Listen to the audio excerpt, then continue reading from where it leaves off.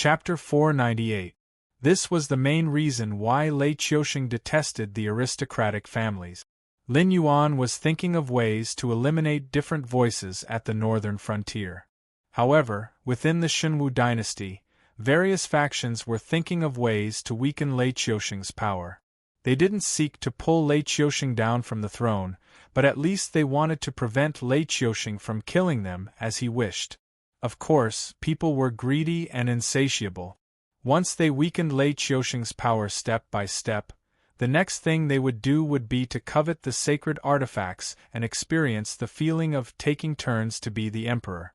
Lei Qiusheng was even a little envious of Lin Yuan.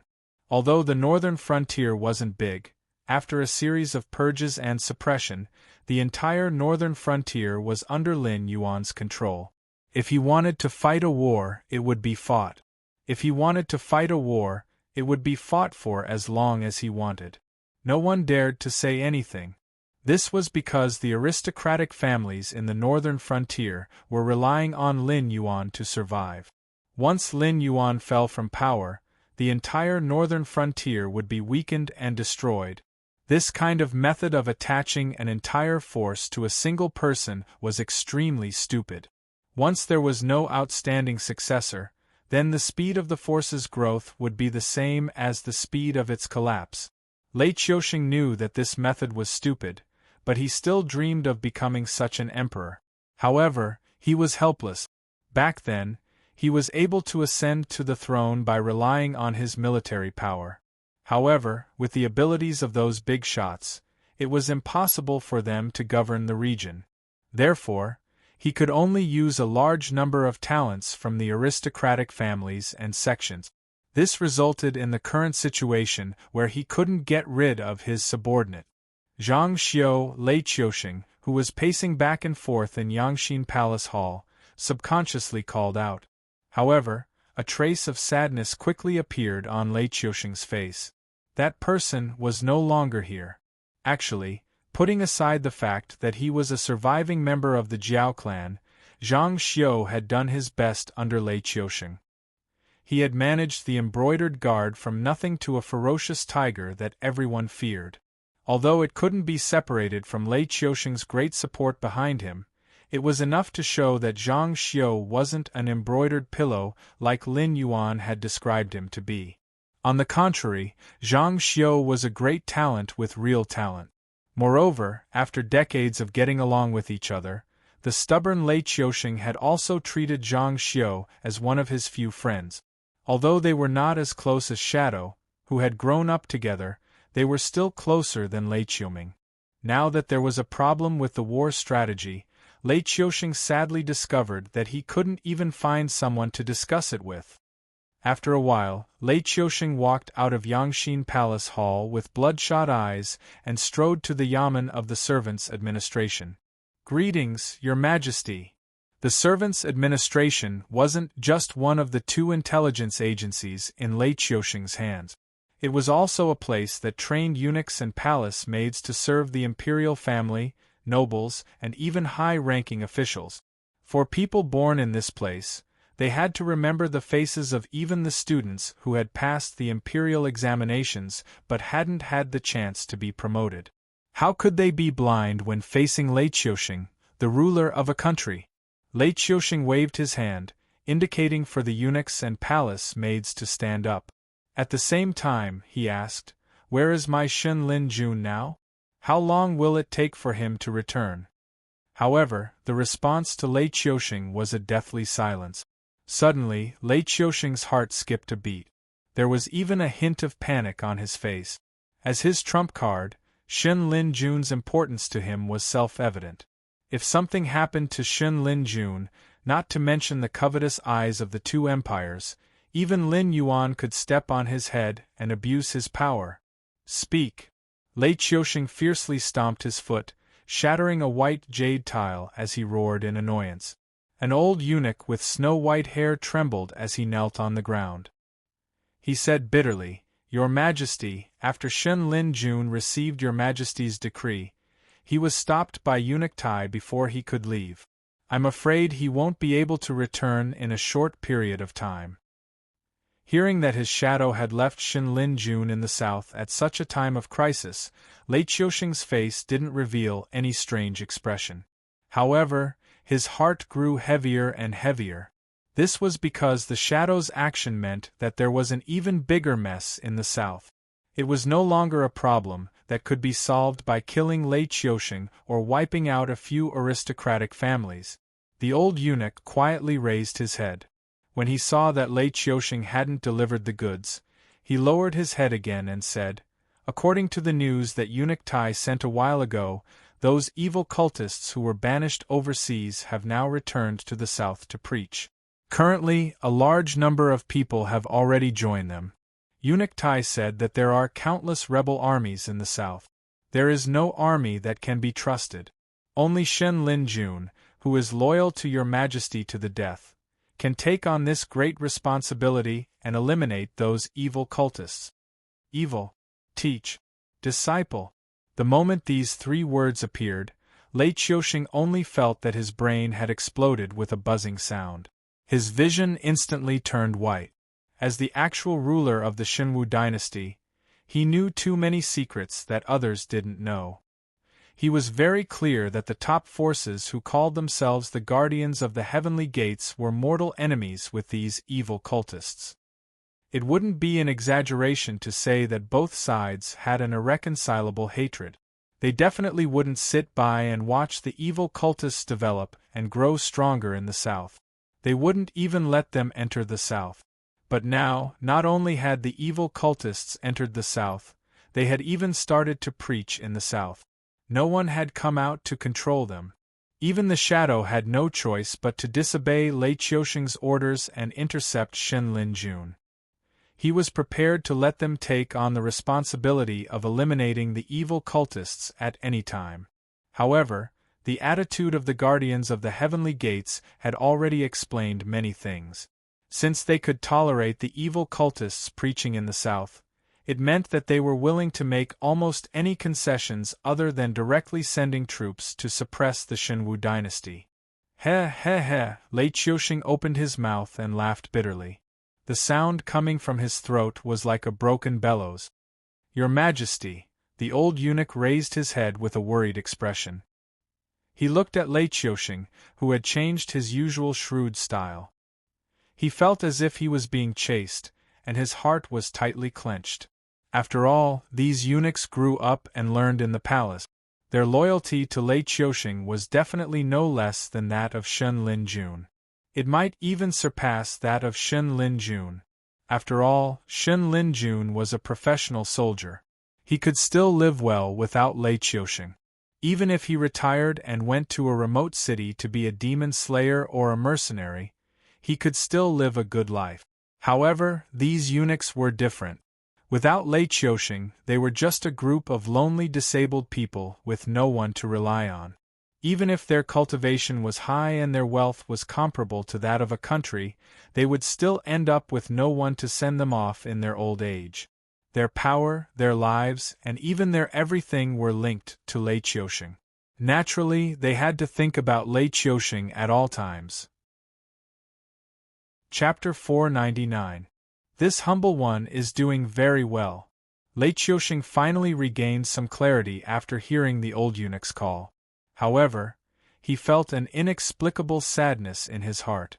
No matter how he viewed himself, the current rotten situation had become a mess that was difficult for him to clean up. This was especially true after Lin Yuan revealed his ambitions. Lei Qiusheng was in a state of panic and had taken many remedial measures. However, the more he did, the more mistakes he made, which led to the current situation. Even though Lei Qiusheng knew that as long as he had enough time to deal with the south, even if Lin Yuan completely took over the north, he would still have the strength to fight. However, the enormous pressure that had been accumulating in his heart day after day made Lei Qiusheng, blinded by greed, choose to open the border. He gritted his teeth and let the Frost Mirror barbarian into the country, but he didn't expect that he would shoot himself in the foot. His originally resentful attitude completely changed after hearing the news of the southern evil cultists.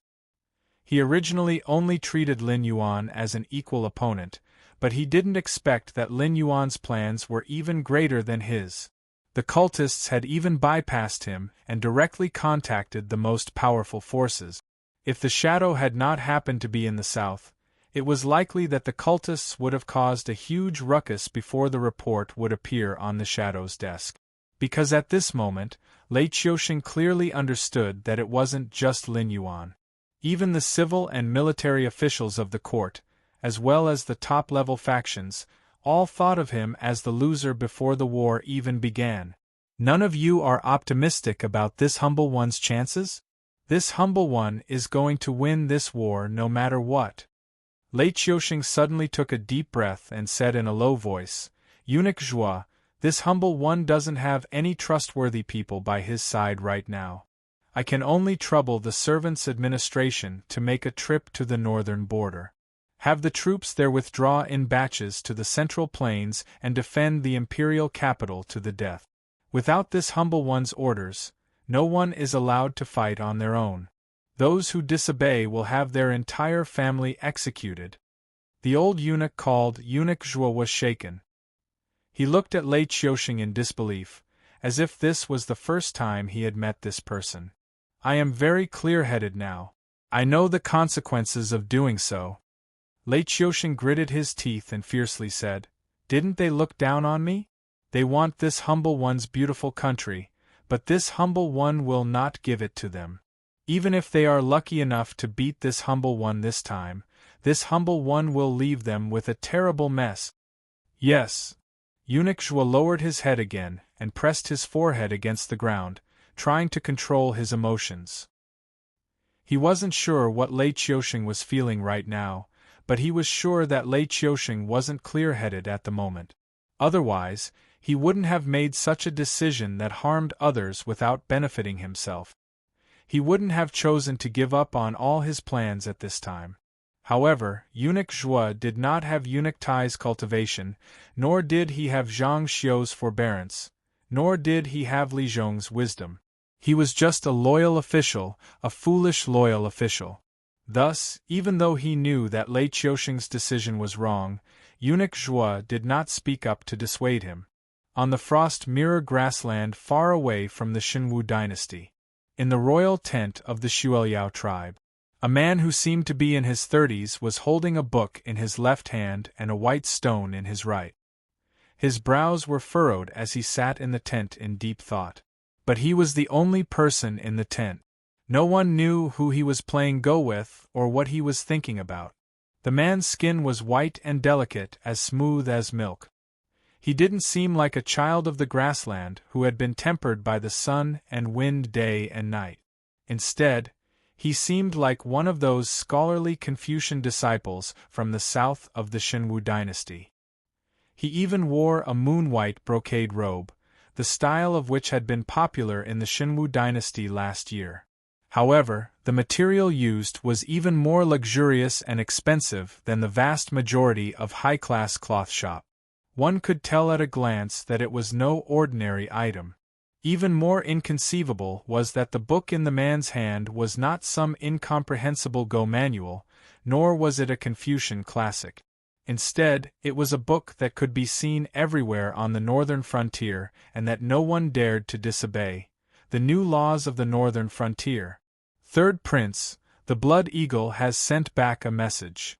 A frost mirror barbarian wearing a leather coat and iron armor placed a stack of parchment in front of the man. Without waiting for him to speak, the frost mirror barbarian cupped his fists and left the tent. The man acted as if he hadn't heard anything. His brows were still furrowed as he pondered for an incense stick's worth of time. Suddenly, his eyes lit up and he gently placed the white stone in his hand on the chessboard. The entire chessboard instantly came to life. The white stone that had been in a disadvantageous position suddenly twisted and turned into a killing move. At this point, the man finally put down the book in his hand. He stood up and walked to a copper basin to wash his hands with water. Then, he used a piece of dry animal skin to wipe the water off his hand. Only then did he return to his soft couch and sit down. He picked up the stack of parchment and began to read. It wasn't until he finished reading the last parchment that the man slowly exhaled and murmured, "He's gone mad." The Blood Eagle was an intelligence agency that he had set up himself. However, Frost Mirror Barbarian wasn't good at intelligence. Even if he disguised himself, his skin and demeanor were completely different from those who lived in a world where birds sang and flowers bloomed. Therefore, there were very few secret agents and spies in the Shuangjin dynasty. Even if there were a few similar organizations, they were short-lived. They were either destroyed in an instant or slowly fell into a useless state. Even though his Blood Eagle could hide in the Shenwu dynasty, it still couldn't obtain first-hand information. This was also the reason why he could slowly think of a way to solve the chessboard after receiving the information about the Shenwu dynasty. However, based on this outdated information, he could draw several conclusions. Firstly, his valiant 13th brother was already confirmed dead. Second, the strength of the northern frontier was far beyond their imagination. It was estimated that none of the people who entered the north this time could come out. Third, Lei Qiusheng had gone mad. The first two pieces of information were already speculated by him. Even if they were confirmed now, they weren't worth mentioning. However, the last piece of information made him cautious.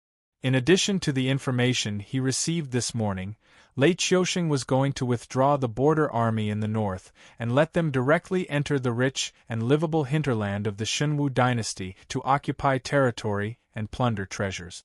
In other words, Lei Qiusheng was going to use the entire Shuangjin dynasty as a knife and let them be the executioners whose hands were stained with blood. For Lei Qiusheng would get rid of all the major problems and directly reshuffle the power structure of the entire Shenwu dynasty. But what if he's not mad? The third prince's eyebrows, which had just relaxed, were tightly knitted together again. His expression was a little uncertain. He dared to use the Shuangjin dynasty as a knife. Wasn't he afraid that it was easier to invite the devil than to send the devil away? Chapter 500. The third prince sat in his own tent and frowned as he pondered. After a while, he realized that something was not right. How did Lei Qiusheng end up like this? It was because the Qingjiang Empire and Shuangjin Empire had joined forces with the Hengduan Mountains and the Dragon Palace of the Four Seas to attack the Shenwu dynasty at the same time. As a result, even the basic garrison troops were transferred to the front line. Although the front line looked stable, the interior was as soft as mud. Not to mention the northern frontier king and the Qingpeng king, even the rebels could threaten Lei Qiusheng's position. However, why would the four forces join forces to attack the Shenwu dynasty? With the third prince's wisdom that did not match that of the people in the grassland, he quickly thought of the top forces that were above the empire. It was obvious that Lei Qiusheng had offended one of the top forces because of something. That was why there was a war everywhere, giving the aristocratic families and sects who coveted the high position space to cause trouble. After joining forces with Lei Qiusheng, the situation gradually became clear. The thing that made the top forces hate the Shenwu dynasty so much that they used all their influence to make the four forces join forces should still be in Lei Qiusheng's hands. Otherwise, both the Shuangjin Empire and the Qingjiang Empire would have withdrawn their troops and returned to the empire. After all, the monster horde in the Hengduan Mountains would not reason with them. Since they had no military strength, the neighboring empires would not miss this opportunity to loot a burning house. However, the strange thing was that the forces that bordered the Qingjiang Empire and the Shuangjin Empire did not attack them at all. It was only after they attacked the northern frontier that the monster horde broke out on the Shuangjin grassland again. All the signs pointed to the fact that the item was still in Lei Qiusheng's hands. Also, the reason why he dared to take the risk was that the item could help him turn the tables after his plan of driving the wolves to devour the tigers. He could destroy the Frost Mirror cavalry that invaded the Shenwu dynasty. Thinking of this, the third prince's forehead was instantly covered in a fine layer of cold sweat. Shakily standing up from his soft couch, the third prince walked step by step towards the door of the tent. This was not because his body was weak. On the contrary, the fact that he was able to maintain his fair and smooth skin on the frost mirror grassland was not because he was talented. Rather, it was because the third prince had cultivated at a terrifying speed since he was a child. He was only in his 30s, but he had already reached the heaven star realm. With his stellar energy protecting his body, he was naturally impervious to the cold wind.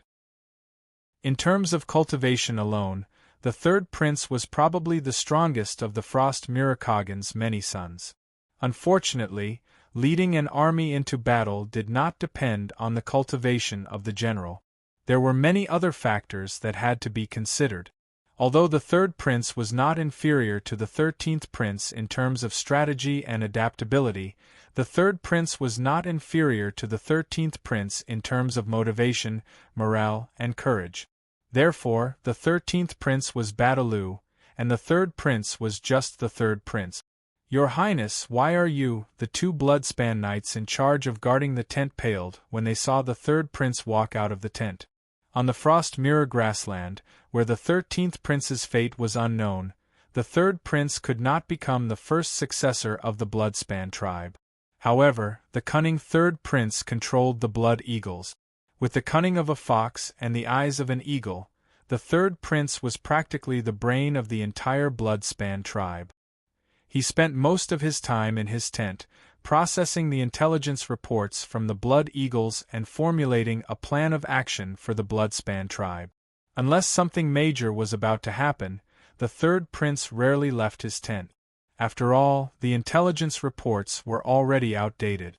If he did not check them in time and did not react in time, the entire tribe might be plunged into an unknown and desperate situation that concerned the survival of the tribe. The third prince looked at the guards with a pale face and said in a low voice, "This matter is of great importance. It is not convenient for me to meet with my father directly. I can only trouble you to go first and tell my father that no matter what he is doing, he is to postpone everything and wait for me. Just say that our Reflection Frost dynasty is in grave danger. If we don't handle this matter properly, not only the Bloodbath tribe, but all the other tribes on the Reflection Frost plains will be wiped out." What a guy! When the guards heard this, their faces instantly paled. The third prince never spoke without thinking. Now that he said this, it meant that a great disaster was about to happen on the Frost Mirror grassland. The guards did not know that the exhausted Shenwu dynasty would not be able to stop the Shuangjian dynasty from taking the imperial capital now that the army had moved out in full force. However, the third prince was never one to speak empty words. Many people even respected the third prince with titles such as prophet or sage. This was because the things that the third prince had predicted over the past 10 years were all reflected in the time and place that he had predicted. "Yes, I will go and see the Great Khan now." After all, the third prince's guards were the brains of the Bloodspan tribe. Although they only had the title of a guard, their status was not inferior to the generals other than the princes. As long as they reported to the Great Khan, they would be able to see him. Also, the third prince turned to look in the direction of the Shenwu dynasty and said with a dark face, "We have to be prepared for both sides. My father has always favored the 13th prince, but it seems that he has died on the northern frontier. I am worried that my father will send troops out in anger and destroy all the tribes on the Frost Mirror grassland. Find a group of trustworthy people and inform the chiefs of the other tribes to come here for a meeting. Even if we have to force him, we cannot let my father continue this war." The guard trembled and his face paled, but his eyes flashed with determination. He said in a low voice, "Yes." Everyone knew that Shuangjian Khan favored the 13th prince. However, they were both Shuangjian Khan's sons. How could the third prince, who was the most talented and the wisest, not be interested in Shuangjian Khan's throne? If he succeeded in forcing the third prince to abdicate this time, he would have succeeded the third prince.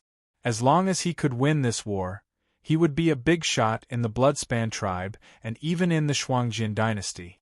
When the time came, the third prince might even allow him to leave with his tribesmen and establish his own tribe. For a better life in the future, for a lord who could rule over a region. It was a gamble. The third prince, who did not know the guard's complicated thoughts, sighed as he watched the guard leave. He looked in the direction of the Xinwu dynasty and murmured, "I hope it is not too late." Chapter 501. If the Shuangjin dynasty could get their hands on information, the northern frontier would naturally be able to get their hands on it. In fact, they would be able to get their hands on it much faster. Looking at the report on the table that had been confirmed by the Association of the Demon Emperor and the Embroidered Uniform Guard, Li Zhong's eyes were filled with doubt. Was Lei Qiusheng crazy, or was he making a huge gamble? Or was he trying to drag the northern frontier down with him? Li Zhong believed that a person at Lei Qiusheng's level wouldn't lose their will to fight just because of a momentary loss. He also didn't believe that Lei Qiusheng would make such a crazy decision. If that was the case, then he would have to wonder if the person who had invaded the country with a strong army was the current divine martial emperor Lei Qiusheng. Once the northern frontier army retreats back to the central plains, the Frost Mirror Cavalry will be able to attack the Xinwu dynasty unscrupulously. Of course, they might also attack our northern frontier. Judging from the factors of this simultaneous invasion, the Shuangjin dynasty's tribes, big and small, should be more inclined to plunder the Xinwu dynasty, which is currently lacking in battle strength. However, the disappearance of the 13th prince will cause the Frost Mirror Khan to target the northern frontier. Lei Qiusheng's seemingly crazy move has hit the nail on the head. If we go to stop the Shuangjin dynasty, we will have to split off our already small forces to take over the defense line left behind by the Xinwu dynasty's frontier army. Not only will it be a waste of effort, but it will also be easy for Lei Qiusheng to attack us. However, if we don't stop the Shuangjin dynasty, we will have to face the most elite Shueliao cavalry. Without the Shueliao knights who could contend against the divine martial Chongbu, with the strength of the Xinwu dynasty's border army and Lei Qiusheng's plans, it would be more than enough to defeat the Shuangjin dynasty's invasion. When the time came, Lei Qiusheng would be able to reverse his decline and rebuild the morale of the army. Then, he would be able to find an opportunity to fight us head-on. Right now, the northern frontier's strength is barely enough to deal with Lei Qiusheng, who has recovered 50% of his strength. Add to that the Blood Liao Knights attack, and we can't mobilize more than 30% of our troop. Unless Uncle Gao's defensive fortifications along the river are miraculous, Lei Qiusheng will be able to catch his breath and kill us with a single punch. Li Zhong muttered to himself. His eyes gradually regained their clarity. He said coldly, "What a Lei Qiusheng!" Everyone's wisdom was different, and the level at which they looked at problems was also different. Eunuch Zhuo was on the first level, and he could only see the harm of Lei Qiusheng's move. The third prince was on the second level, and he could see the harm of Lei Qiusheng's move. He could also see the benefits from it and derive a series of calculations. Li Zhong was on the third level, and he directly eliminated the areas that were harmful to the Xinwu dynasty. He found the most crucial point and even used it to deduce the unfavorable situation the northern frontier would soon face. As for which level Lei Qiusheng was on, perhaps only he himself knew. When an expert made a move, the truth would be revealed. Lei Qiusheng had chosen between the north and the south to survive. On one hand, he catered to the north to force the south, but on the other hand, he was worried that the north would become too powerful and difficult to control in the future.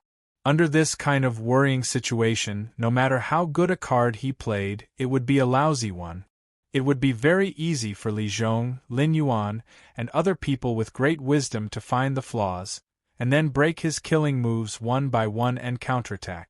Even at this point, not only had Lei Qiusheng not solved the trouble in the south, he had not even mobilized Lei Qiusheng and the rebel army in the south. If not for Lin Yuan's tit-for-tat by letting the cultists land in the south, perhaps the south would still be stable and waiting for Lei Qiusheng to be forced into a corner by the northern frontier. At that time, no matter what conditions the aristocratic families in the south offered, Lei Qiusheng would have to pinch his nose and accept them, and the scales of victory would begin to tilt towards the interest groups in the south. At that point, whether it was Lei Qiusheng or Lin Yuan, they would both become losers. It was just a matter of who would lose more in the end. But at the moment when he was completely on the verge of defeat, Lei Qiusheng was able to sweep away all his worries and boldly adopt the method of no construction without destruction to meet the attack of the northern frontier. Moreover, he changed his previous scheming attitude and chose to use an open and aboveboard scheme. He made the Shuangjian dynasty his butcher's knife.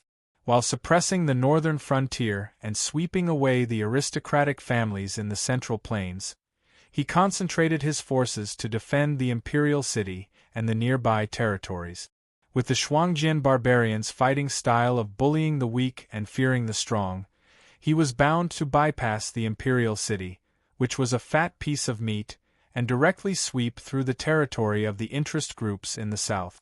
The cultists, the Frost Mirror Barbarian, and the interest groups in the south would first fight each other, and then Lei Qiusheng would suddenly close the door and beat the dogs, directly eliminating all the internal problems. Even the aristocratic families that gave him a headache were swept away by the Shuangjian barbarian. How many of them would be left unharmed? How many of them would dare to challenge Lei Qiusheng? How could he count on the aristocratic families near the imperial city that Lei Qiusheng was toying with? Moreover, the Shuangjian barbarian would not continue to attack the Xinwu dynasty. Instead, they would retreat to the Frost Mirror grasslands to lick their wounds. At that time, if the northern frontier still could not deal with the problem of the Blood Liao Knights, it would be a huge joke. Should he take this move or not? For the first time, Li Zhong felt that the wisdom he was so proud of was actually useless at this moment. He realized that compared to ambitious and ruthless characters like Lei Qiusheng and Lin Yuan, he lacked the most crucial thing: courage. He did not want to waste his energy fighting the Shuangjian dynasty, but he also did not want to take the risk of Lei Qiusheng rebuilding his confidence. At this moment, he did not know what to do. "Your Highness, battle report." A guard strode into Li Zhong's office and placed a battle report on Li Zhong's desk. Li Zhong tore open the wax seal on the envelope and took out the letter. His face immediately turned ashen as if he had eaten a fly. While he was still making preparations, Lei Qiusheng had already begun to move. At present, most of the northern border army had been wiped out, and the rest were fighting as they retreated toward the Central Plains. After all, these border armies had been stationed at the border for many years and had encountered the barbarians of the Shuangjian dynasty more than once or twice in the wilderness. While they might not be evenly matched, they would not be routed so quickly. This is troublesome. This is really troublesome. Li Zhong felt his temples throbbing with pain.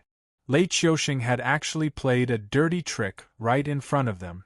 According to Li Zhong's usual logic, Lei Qiusheng's orders would be delivered to the border by trusted officials, and then the border army commanders would have to verify the authenticity of the orders before destroying the fortifications and slowly retreating to the vicinity of the imperial capital.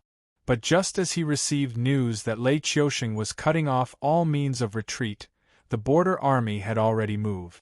What did this mean? It meant that Lei Qiusheng had given the Northern Frontier Intelligence Agency a vicious slap to the face.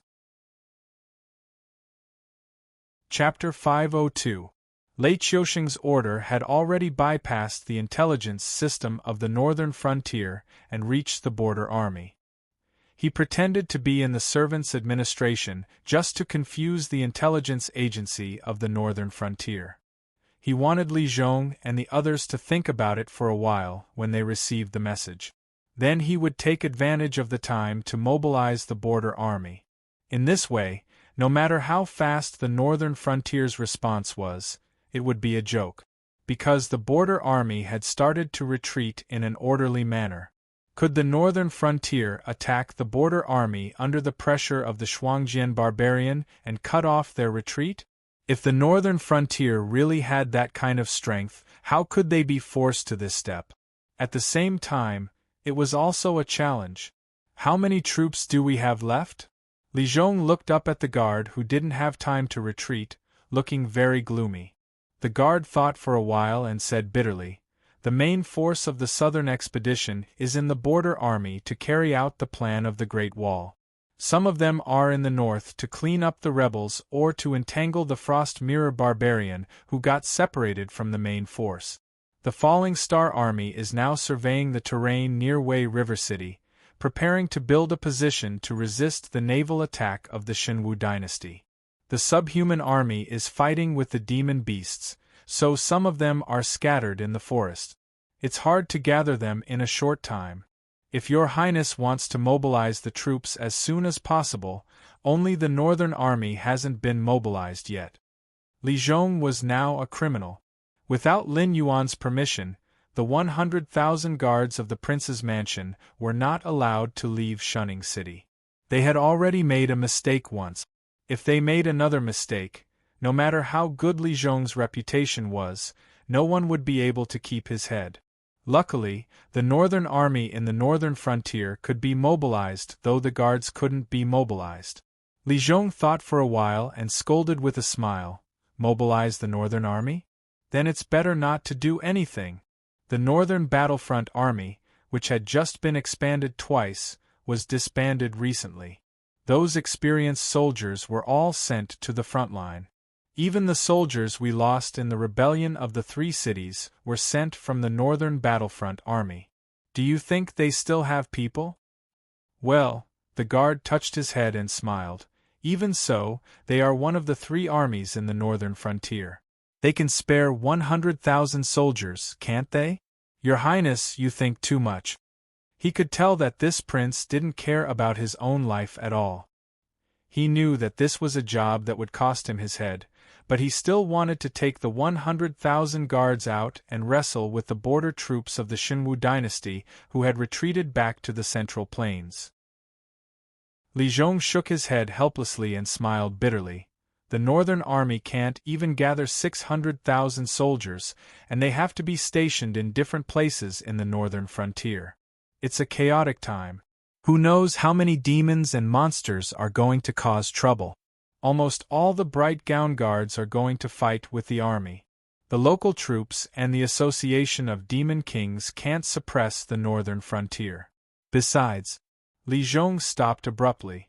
He waved his hand and said, "Anyway, the Northern Army can't be mobilized. Within 4 hours, you have to bring me at least 100,000 soldiers.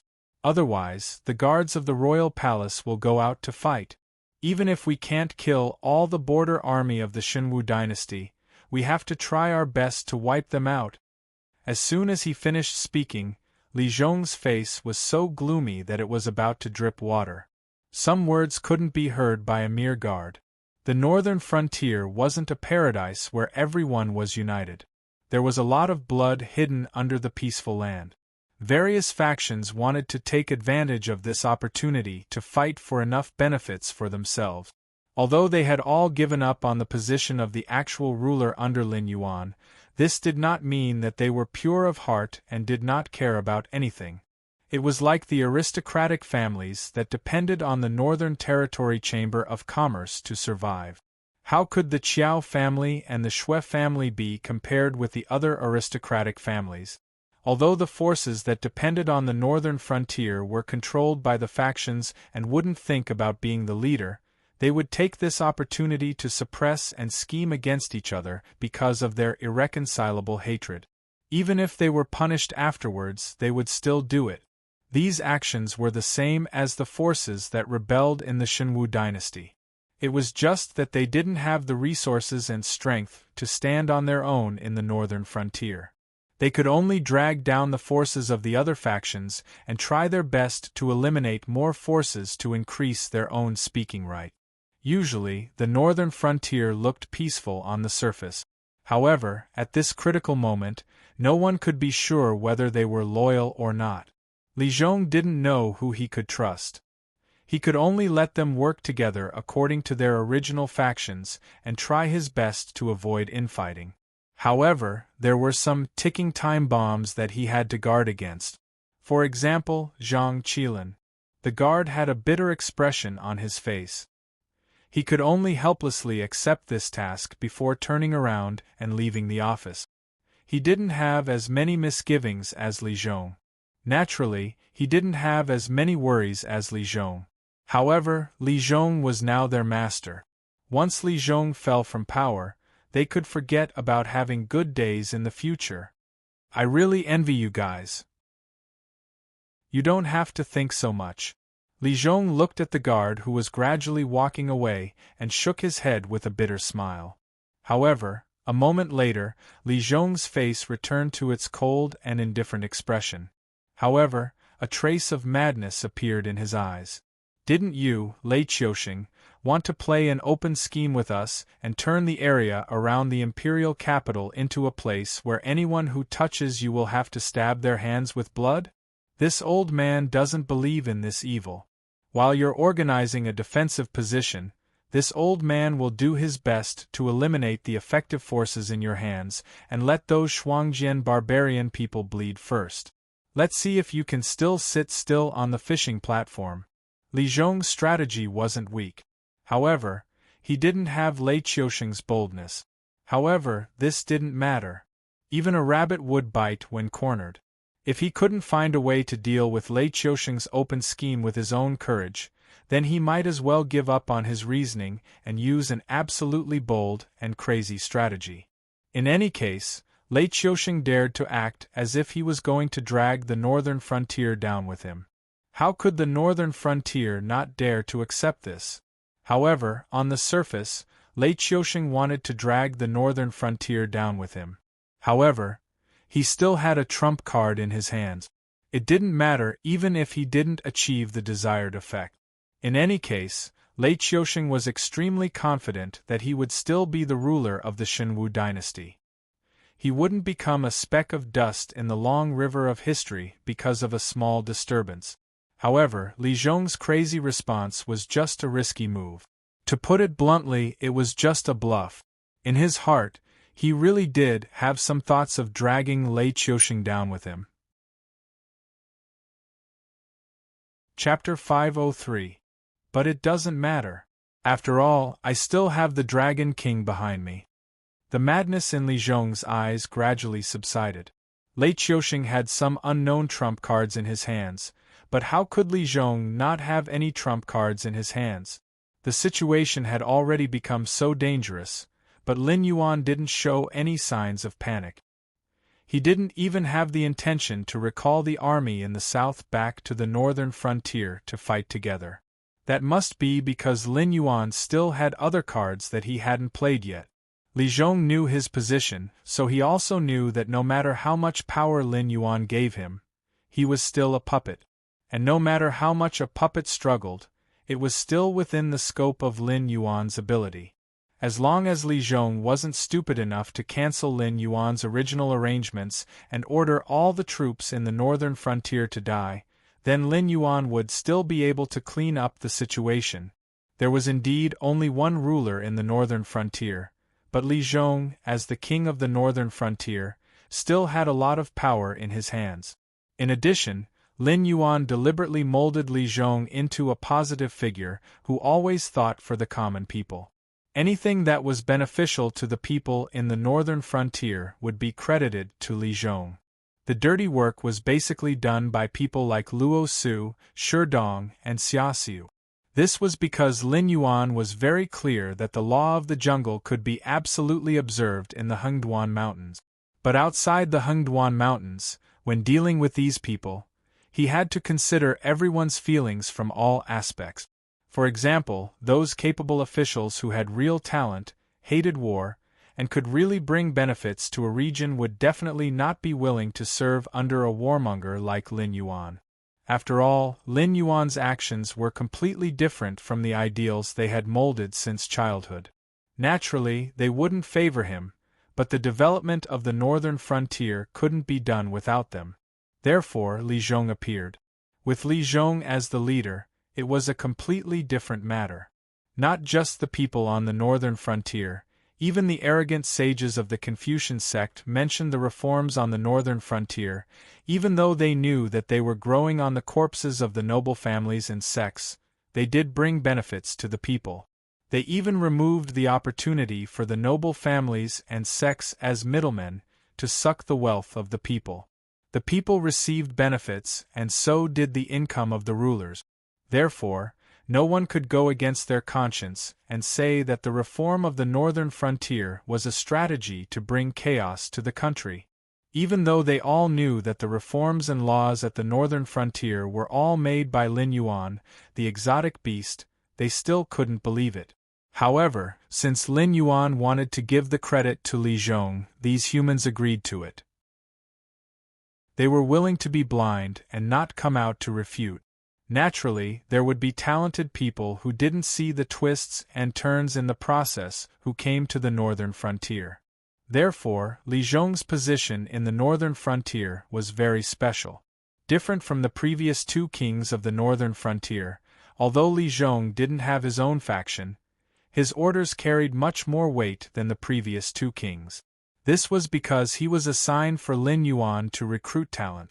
Even if Li Zhong wanted to die, Lin Yuan had to find a way to protect him. "I hope you won't walk on that path of death." Li Zhong placed his hands behind his back and sighed faintly. The situation at the northern frontier was indeed complicated. However, Zhang Qilin and Shen Linjun, who used to be reserve soldiers, were even more difficult to deal with. These people were 100% loyal to Lei Qiusheng. When Luo Su was teaching Li Zhongxing, Lin Yuan promoted Zhang Qilin and let him lead those people to build the northern army. Therefore, Li Zhongxing was under the subtle influence. His loyalty to Lei Qiusheng was no longer what it used to be.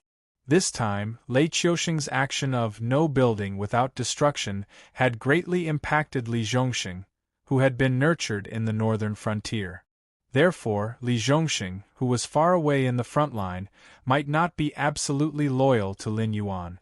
However, when it came to protecting the people of the northern frontier, Li Zhongxing would spare no effort to complete it. Therefore, the Great Wall plan would never have any mistake. However, Zhang Qilin, who had been hanging out with those old brothers, wasn't affected by this. These people still maintained absolute loyalty to Lei Qiusheng. Since Lei Qiusheng could bypass the intelligence agencies of the northern frontier and move the border army to retreat under their noses, then it was impossible for him not to bypass their spies and send the secret edict to Zhang Qilin.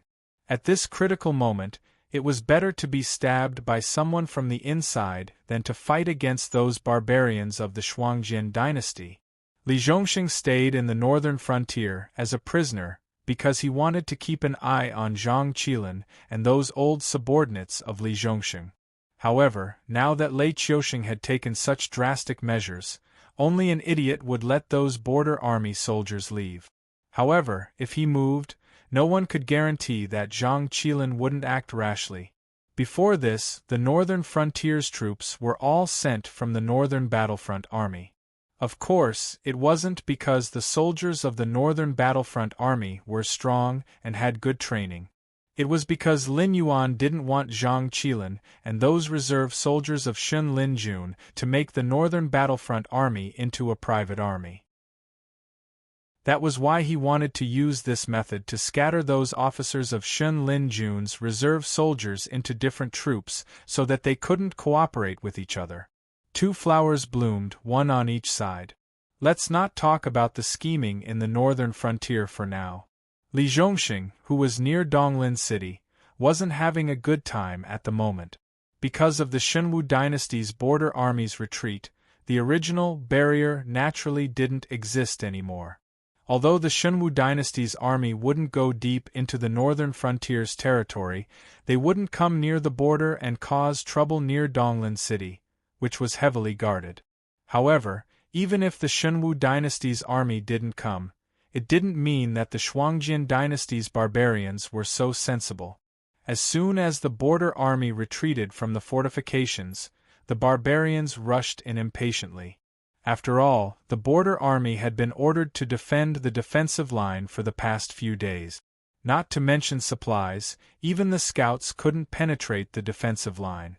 Therefore, the 1.2 million frost mirror barbarian from before had completely lost contact with them. Now that things had developed to this point, it wasn't just a matter of the missing 13th prince anymore. If the 150,000 Blood Gold Knights were wiped out here, even Frost Mirror Khan wouldn't be able to stop the decline of the Blood Gold tribe, let alone the 13th prince. If the 1.05 million cavalrymen were also lost, who knew how many tribes would be wiped out this winter? Because of this, the chiefs of the Shenwu dynasty's territory were extremely anxious. They repeatedly ordered the northern frontier to release these warriors even if they had to suffer some losses. Therefore, more and more Frost Mirror Barbarian rushed into the Shenwu dynasty's territory like wolves and tigers, urgently wanting to get in touch with the vanguard troops. Chapter 504. Previously, Li Zhongxing had used a different strategy to eliminate the vanguard troops, so he could treat them as if they did not exist.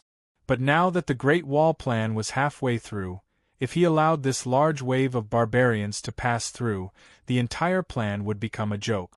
Moreover, even if these barbarians were not very smart, it was impossible for them to allow the northern territory to build a defensive fortification that could isolate them from their territory. Damn it, let's go all out.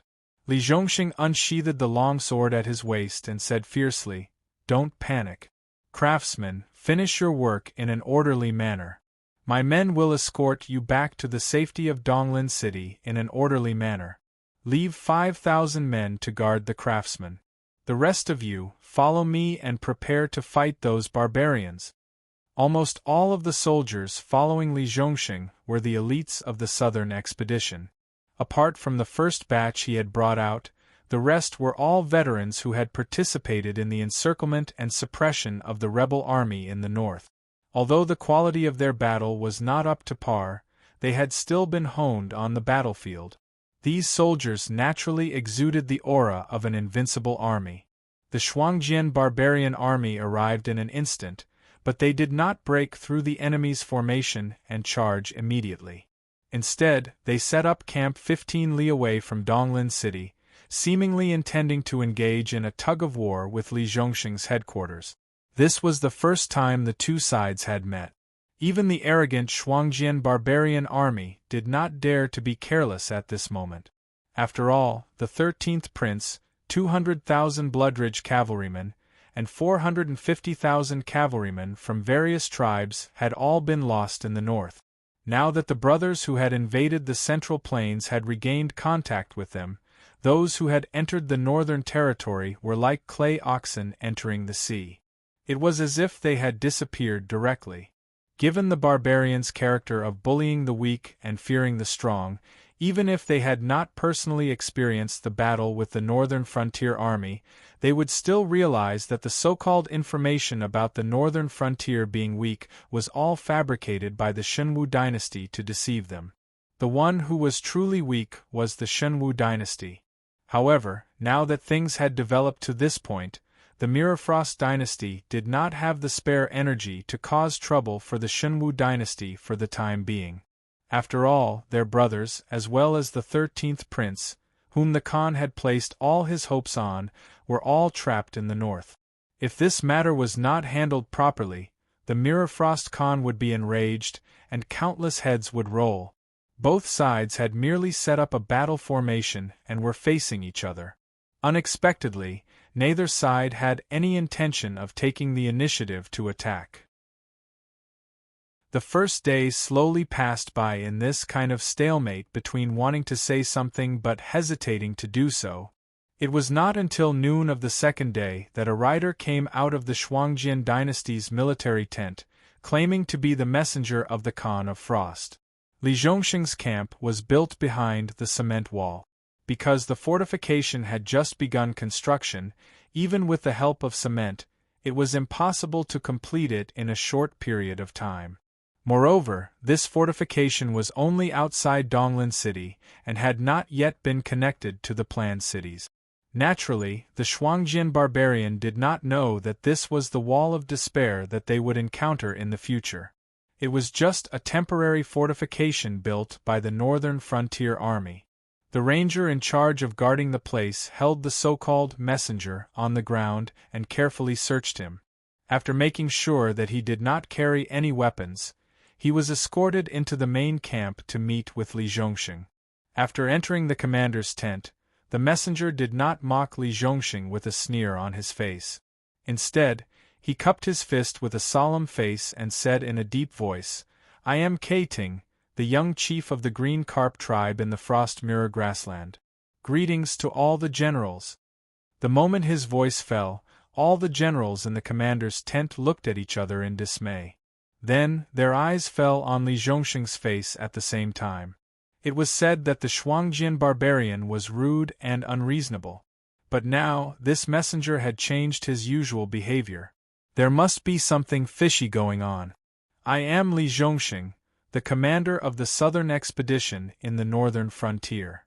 Li Zhongxing sat on the tiger skin chair, looked down at Keiting, and said in a deep voice, "The Shuangjin dynasty started the war without declaring war. First, they attacked our northern frontier territory. Now that the army is here again, the young chief has changed his usual behavior. This is really confusing." Hearing this, Keiting blushed. He cleared his throat and said, "There is something you don't know, Marshal Li. Our Shuangjin dynasty was deceived by a scoundrel. We didn't know that the northern frontier and the Shenwu dynasty had broken off relations. That's why we attacked the northern frontier territory. I'm sure you also know that our Shuangjin dynasty and the Shenwu dynasty have been at war for more than half a year. When we suddenly saw a hole in our border, we naturally wouldn't let go of this opportunity." Keiting's words weren't nonsense. After all, the northern frontier belonged to the Shenwu dynasty. Although the Frost Mirror barbarian clearly came for the northern frontier, they didn't penetrate the northern frontier, let alone enter the territory of the northern frontier. In addition, the Frost Mirror barbarian had come for the Central Plains. So, if they braced themselves and said that they came to attack the Shenwu dynasty, no one could say anything about it. "Oh!" Li Zhongxing suddenly understood and raised his head. He smiled and said, "Young chief means that you attacked the wrong people?" Yes, that's what I meant." Keiting's face was still red, but it wasn't clear whether it was due to excitement or embarrassment. Li Zhongxing's face suddenly darkened. He said in a strange tone, "Young chief is so sure of this statement. Do you think that I and everyone else are fools? If our northern frontier army entered the Shuangjin dynasty and killed, and then we told you that we were actually going for the demon beasts in the Hengduan mountain range, would you believe us?" As soon as he finished speaking, the generals in the tent suddenly burst into laughter. Keiting's face became even redder. After all, they had all watched the Shuangjin barbarian invade the north. They didn't even look at them, who were disguised as the Shenwu dynasty's troops, and directly rushed to the northern frontier. If the Shuangjin dynasty really came for the Shenwu dynasty, how could they let go of the cities and troops in the north? Donglin City was intact, and they were unharmed. This was a ruthless slap to the Shuangjin dynasty's face. This is not the same. Keiting's face alternated between green and red. He whispered, "Your northern frontier army can directly enter the Hengduan mountain range. Why do you need to use our Frost Mirror grassland?" Li Zhongxing smiled and shook his head. He mocked, "Then why can't your Frost Mirror cavalry gather their forces and directly attack the Central Plains and take over the imperial capital? Why do you have to divide your forces to attack our northern frontier territory? You can divide your forces, but can't we?" Keiting's chest rose and fell violently. He stared fiercely at Li Zhongxing, but he couldn't spit out a single word. In terms of sharp tongues, even 100 of him wouldn't be a match for these people. But now, he had to lower his head. Chapter 505. You're being bullied to this extent and you're still not angry? As Li Zhongxing mocked Kai Yen, his eyes flashed with a sharp light as he began to secretly plan.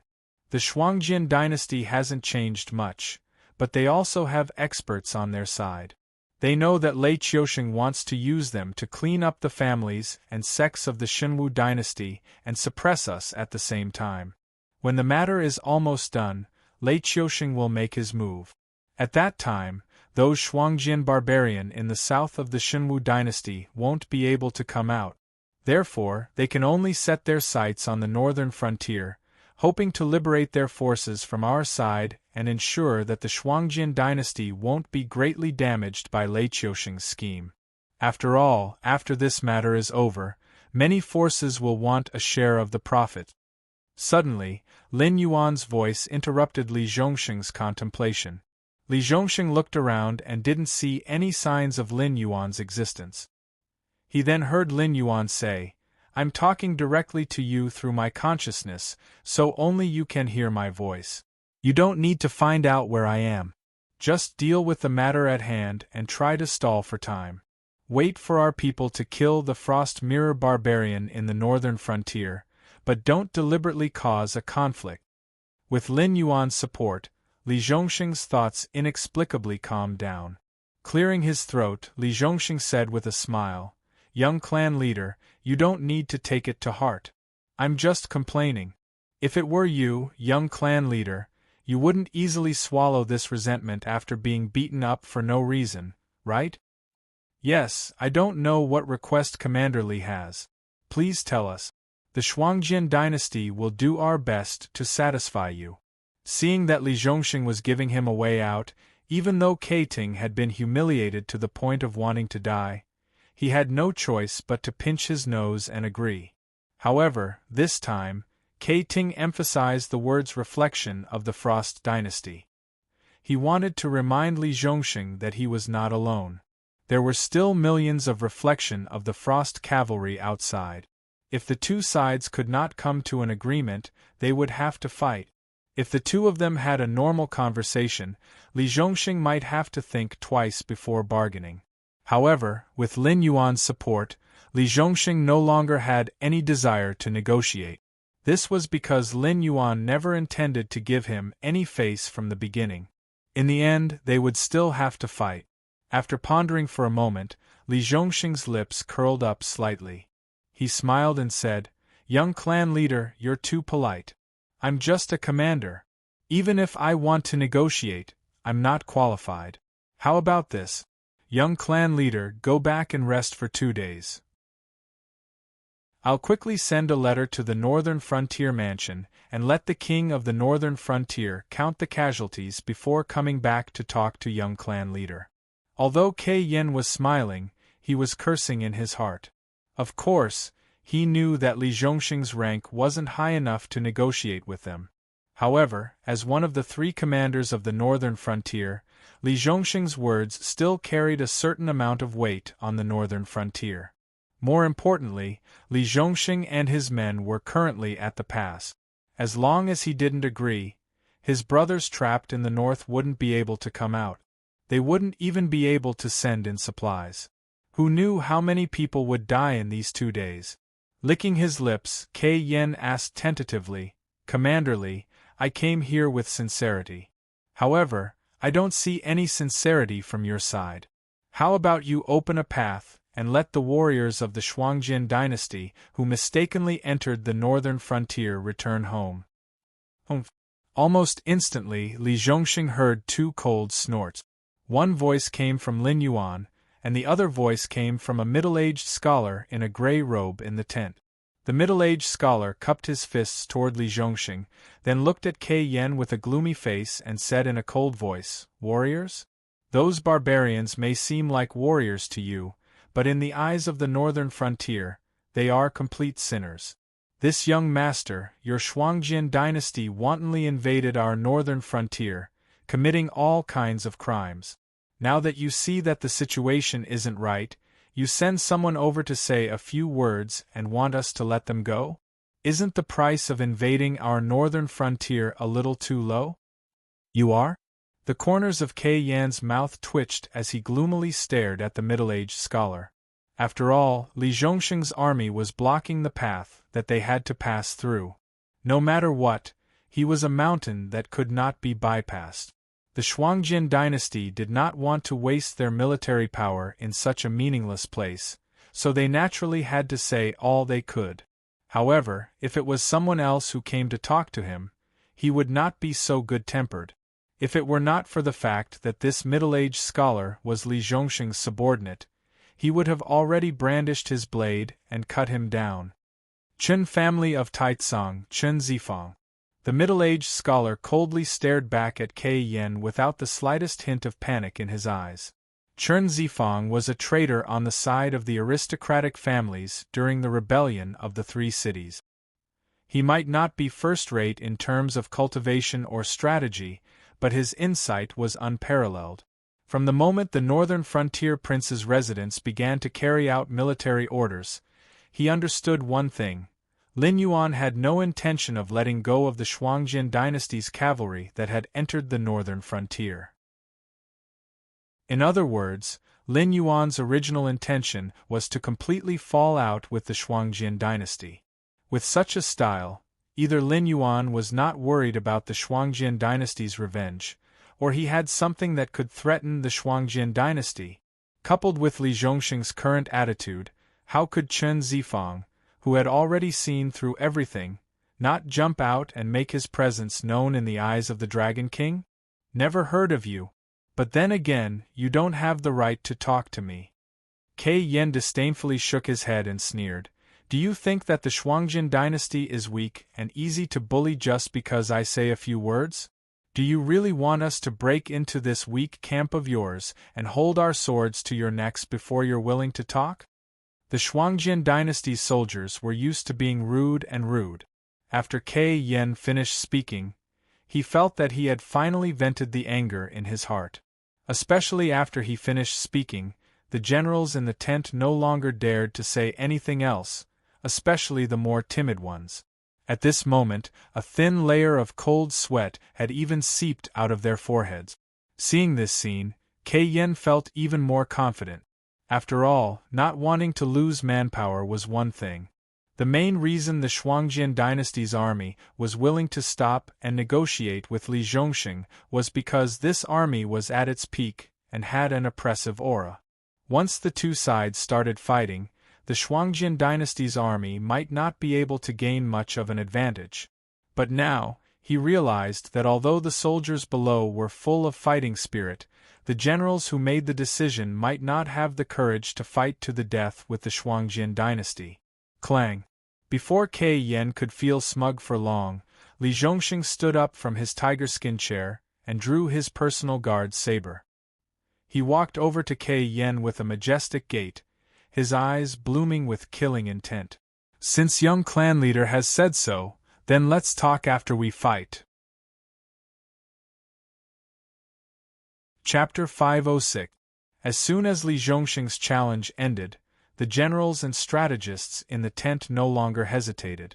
They all stared at Keiting like hungry wolves, as if he was a piece of juicy pork. Just being stared at by the generals made Keiting break out in a cold sweat. He originally thought that these generals of the southern expedition were unwilling to go to war with the dual-sword dynasty. However, after Li Zhongxing spoke, their sudden change in attitude revealed the problem. They weren't afraid of going to war with the Shuangjin dynasty. Instead, they were worried that the crime of going to war with the Shuangjin dynasty at the northern frontier would fall on their head. By then, no matter who won or lost, there would be rivers of blood on both sides. Whoever started the war would be the sinner. Now that Li Zhongxing had taken on the responsibility, they naturally didn't have any scruples. After all, they were all soldiers. Keiting could also understand the attitude of the generals of the southern expedition. If they didn't go to war, how long would they have to endure before they had the chance to be promoted? Marshal Li, you'd better think this through. The Reflection Frost dynasty has come with sincerity. As long as you release our people, we can negotiate any compensation you want. But if you insist on not giving way, We'll carve out a path of blood to bring our brothers home, even if we have to kill you. Keiting swallowed his saliva as he sensed the shocking killing intent from Li Zhongxing. His face turned slightly pale. Putting aside the fact that his cultivation wasn't as good as Li Zhongxing's, even if he could defeat Li Zhongxing in a one-on-one fight, there were still the generals of the northern frontier and close to 1 million soldiers of the southern expedition. What was the difference between wanting to kill his way out of this military camp in his unarmed state? Li Zhongxing stopped and rubbed the tip of his nose. He sneered and said, "Haha, it seems like young clan leader is afraid?" "Nonsense." Keiting's face turned red again. He suppressed his voice and said, "The men of the Shuangjian dynasty aren't afraid of anything. It's just a misunderstanding between us and the northern frontier. Now that we're willing to apologize, why must Marshal Li be so overbearing? Do you think Marshal Li will still have a good reputation if we fight?" Clang! Li Zhongxing flicked the blade in his hand, pointing it straight at Kei Chen as he fiercely said, "Young patriarch, are you mistaken? Right now, it's the Shuangjian dynasty that's invading the northern frontier. I'm just protecting the country. I didn't send people to invade the Frost Mirror grassland to create friction. The Shuangjian dynasty was the one who started the war. Now you're the ones asking for peace. Young clan leader can't be so naive as to think that we, the people of the northern frontier, have no temper, right?" As soon as he finished speaking, the entire tent was filled with chaotic shouts of killing. The northern frontier was slightly better, especially the cities near the Central Plains. At the very least, they could be nourished by the Central Plains caravans. However, the living environment of the northern frontier wasn't much better than the Frost Mirror grassland. The only thing that could attract the caravans to bring all kinds of necessities to the northern frontier was a large amount of spiritual items and demon flesh. These were precious materials that were worth tens of thousands of gold taels in rich places. Therefore, if the people of the northern frontier wanted to survive, they had to learn how to identify all kinds of spiritual items from a young age. In the process of harvesting spiritual items, they had to fight demon beasts. Therefore, in terms of bravery and bloodthirstiness, the people of the northern frontier didn't lose to the people of the Frost Mirror grassland. Most of the people following Li Zhongxing were veterans of the southern expedition who had been trained from the northern frontier. The remaining veterans were also the first troops to follow Li Zhongxing. All of them had lived in the extreme north of the Shenwu dynasty. Facing the dangers of survival day after day had never moved these men. Was the Shuangjian dynasty trying to scare them by sending their cavalry in that direction? Hearing the incessant shouts of killing, Kei Shun felt a buzzing in his head. He didn't know where he got his quick wits from, but he gritted his teeth and roared, "Marshal Li, I have to admit that your troops are brave, but as the marshal, aren't you being a little too reckless? The enemy of the northern frontier isn't the Shuangjian dynasty, but the Shenwu dynasty across the river." "HM?" Li Zhongxing slowly raised his right hand. Only then did the shouts of killing stop. "Gulp." Kei Shun swallowed, feeling his throat dry. He continued, "I think, whether it's the king of the northern frontier or the Dragon King, neither of them wants to face the Shuangjian dynasty's troops while fighting the Shenwu dynasty, right? Continue to bicker with him. Drag it out for as long as you can. In any case, none of the people who invade the northern frontier will live." Suddenly, Lin Yuan's voice rang out in Li Zhongxing's mind again. Li Zhongxing's lips curled up slightly. He looked at Kei Shun with a kind expression and laughed. "Didn't this marshal say that I'm not qualified to speak with the Shuangjian dynasty? This marshal isn't high enough to discuss this matter with the Shuangjian dynasty. If you really want to talk, then let's wait for 2 days and do as His Highness says. Is that all right?" Although Kei Shun's expression was unsightly, Li Zhongxing was already pointing a blade at him. He naturally knew that he couldn't go too far.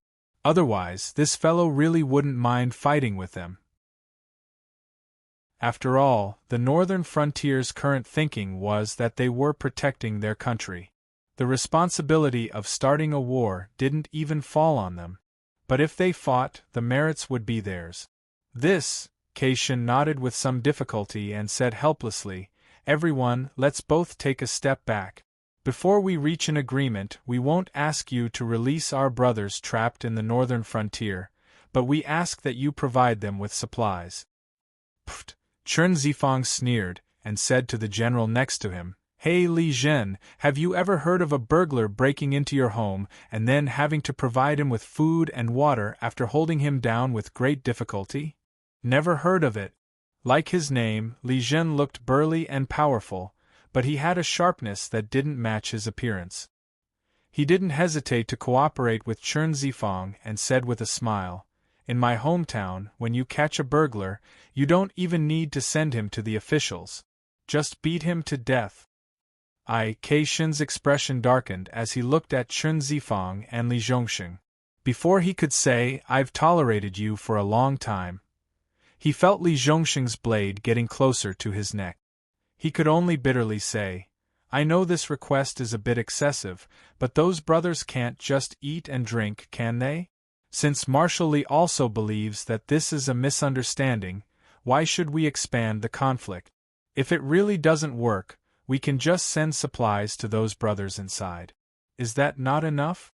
Li Zhongxing lightly shook his head and said with a cold face, "Before His Highness's decree, your troops are not allowed to advance an inch.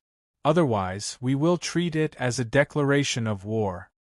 At this point, Li Zhongxing glanced at the smiling Chen Zifang. Seeing that the latter was slowly becoming serious, he said in a low voice, "But your troops can give the prepared supplies to me. I will arrange for people to send them to the rear." Caitian's brows furrowed and he couldn't make up his mind. Chapter 507. In the end, Keiting chose to give in and agreed to send the supplies to the southern expedition's camp. However, he also proposed to send some cavalry with good cultivation to transport the supplies. Firstly, he wanted to ensure that these supplies would not be used to support the enemy. Even if the southern expedition wanted to take these supplies, they might not be able to kill all the cavalry. If one or two escaped, the two sides might go to war. The consequences were not something Li Zhongxing could bear. Secondly, he wanted to see for himself the condition of the grassland warriors who had lost contact with the Shuangjin dynasty and see if they were still worth saving. After all, they were now asking for peace with the northern frontier. This was equivalent to exchanging real money for the warriors trapped in the northern frontier. It was similar to the trade of people within the Shuangjin dynasty. The attitude of the northern frontier was obvious. Keiting did not think that the northern frontier's appetite would be small. Even the extremely wealthy Bloodbath tribe would have to fork out a huge sum of money to exchange for the Frost Mirror cavalrymen, not to mention the tribes that the cavalrymen originally belonged to. According to the rules, the tribes that the cavalrymen originally belonged to would have to pay at least 40% of the cost. If this amount of wealth was distributed to the various smaller tribes, it would be an astronomical sum that would suffocate them. Although the Frost Mirror grassland did not lack resources, due to the special living environment, they did not only trade animal meat, spiritual items, and other goods that were widely circulated everywhere. The extra people would also be treated as trade goods. If their own tribe could not afford to raise them, they would be sold to other tribes that had more resources but fewer people. As for their status, it was not a problem that the original tribe had to worry about. As for the remnants of a defeated army, they were clearly not worth the Mirror Frost dynasty's investment. How cruel! The corners of Li Zhongxing's mouth twitched slightly. His eyes were somewhat hazy. As a future top military officer of the Shenwu dynasty, he naturally knew what Keiting's actions meant. However, this did not mean that he could understand Frost Mirror's barbaric actions. In his opinion, if his fellow soldiers and comrades had fallen into such a situation, he would choose to save those who might still be alive no matter what the price was. He would also try his best to send the bodies of the dead back to their hometown for a proper burial. Unlike Frost Mirrorman, who regarded his compatriots as a resource and only traded with them when he could gain benefits from it, Frost Mirrorman did. If they were in the same predicament one day, would they be disgusted by their fellow soldiers' actions? After Kai-Ting left the camp, Li Zhongxing waved his hand and dismissed all the generals and staff officers in the commander's tent. In order to prevent a troop from becoming the personal army of the commander, Li Zhong carefully divided each troop into different battalions. Every 10,000 men could form a battalion, and each battalion had a battalion commander, a deputy commander, and 3 staff officers. Including the mid-level and low-level officers, any battalion of the 3 armies of the northern frontier could almost snowball into a huge army without falling into chaos. Although the battalion commanders and deputy battalions were all outstanding graduates of the military school of the Northern Frontier Academy, their backgrounds were completely different. Some were grassroots generals promoted by Lin Yuan from poor families, while others were descendants of aristocratic families who had submitted to Lin Yuan. As for the staff officers, one was from the Demon Emperor Association, while the other 2 were guests of Li Zhongxing and Qianhu of the Genie Guards. It could be said that each faction was stuffed into a battalion to check and balance each other. No matter what the characters and abilities of these people were, they all had their own factions behind them. Naturally, it was impossible for them to get along well. After all, everyone had their own interests. Only very few people would believe in feelings and loyalty. Of course, in order to prevent each faction from harming their comrades for their own interests, Li Zhongxing also adopted a system of punishment. For example, once disobeying orders, the battalion commander, deputy battalion commander, and 3 staff officers would not be able to escape. It was fine if it was impossible, but if anyone was determined to drag down the northern frontier, before facing the anger of Lin Yuan and Li Zhongxing, they would still have to wrestle with the other 4 big shots. Unless all 5 of them were determined to betray the northern frontier, just the difference in strength alone was enough to send those disloyal fellows to hell. It was also because of this system of appointment that although Li Zhongxing was nominally the commander of the southern expedition and could mobilize any unit, he could only give a general strategy and detailed battle objectives. The degree of completion and the plan of completion were all discussed by his subordinate. If Kai-Ting had not come to the meeting as an emissary of the Shuangjin dynasty, the northern frontier generals and staff officers would never have gathered in Li Zhongxing's tent. Now that the meeting was over, even if Li Zhongxing did not ask them to leave, they would not stay here for long. After all, no one knew when the war would start. If they had the time to chat here, they might as well go back and sharpen their weapons. Dragon King, I'm not doubting you, but I feel that your way of doing things is no different from playing with fire. After everyone had left, Li Zhongxing casually threw his saber to the side and sat down on his tiger-skin chair. He said in a deep voice, "Since you don't intend to negotiate with these barbarians, you shouldn't keep them in suspense. Now that things have come to this, it's really not easy to end things." Lin Yuan's projection slowly condensed in Li Zhongxing's commander's tent. A cold glint flashed in his different-colored eyes as he sneered, "I want to use the fate of these barbarians to tell everyone that no matter what schemes they have behind the scenes, if they don't have the determination to fight to the death with the northern frontier, don't interfere. Otherwise, this king will directly chop off their hands. Do you think it's better to settle things once and for all or to drag things out slowly?" At this point, Lin Yuan paused for a moment and said, "The Northern Territory Chamber of Commerce has indeed brought in a lot of profits. Before this, it could almost support the simultaneous operation of several projects. But after the war started, 2/3 of the reform and construction projects in the northern frontier were suspended, and all the money squeezed out was used to fund the various troops. Because of this, the various departments still owe the soldiers their salaries. Although the equipment from the Ministry of Works and the Ministry of War has been equipped with all of you, they have only paid you a portion of the cost of the materials. They still haven't paid you the labor fees and salaries. A string of black lines slowly appeared on Li Zhongxing's forehead. Of course, he knew that war cost money, and a lot of it at that. For example, the Shunwu dynasty had been peaceful for decades. Even if the officials were greedy, the treasury was still considered rich. It wouldn't be an exaggeration to say that Lei Qiusheng slept on a mountain of gold every day. But how long had it been since the war on four fronts started? The treasury of the Shunwu dynasty had basically been emptied. Chapter 508. After all, you're a general now. You can't think in such a simple way. Theoretically, I should only pay you the salary of the South Expedition Army.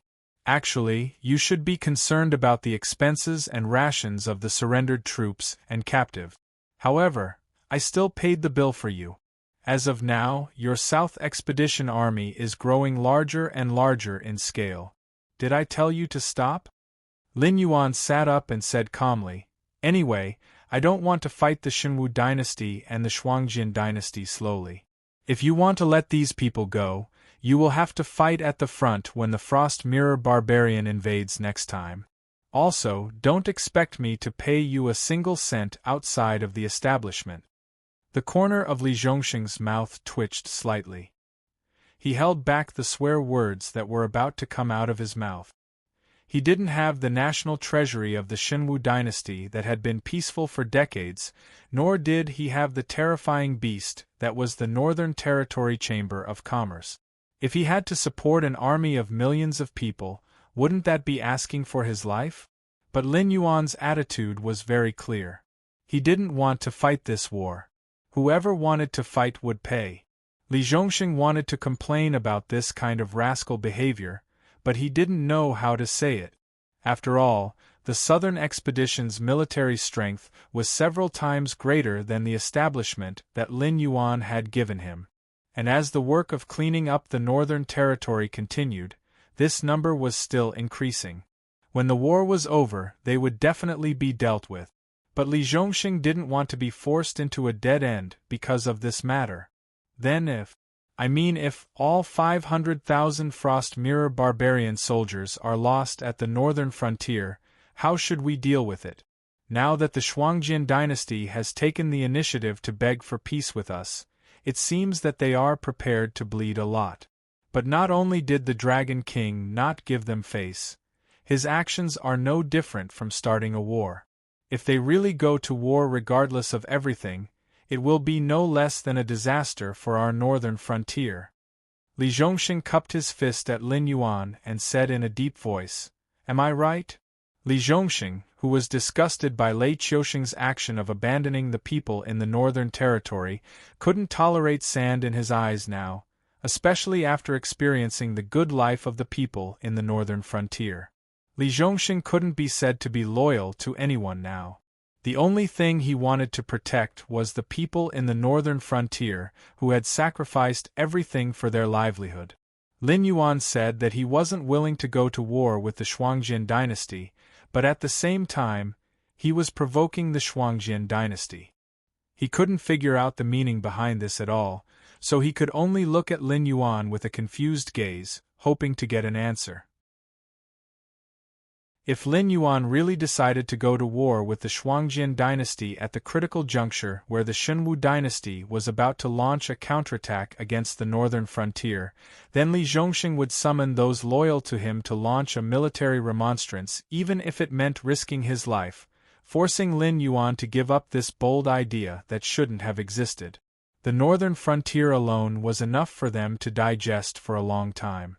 Not to mention that Lei Qiusheng still had the strength to spare.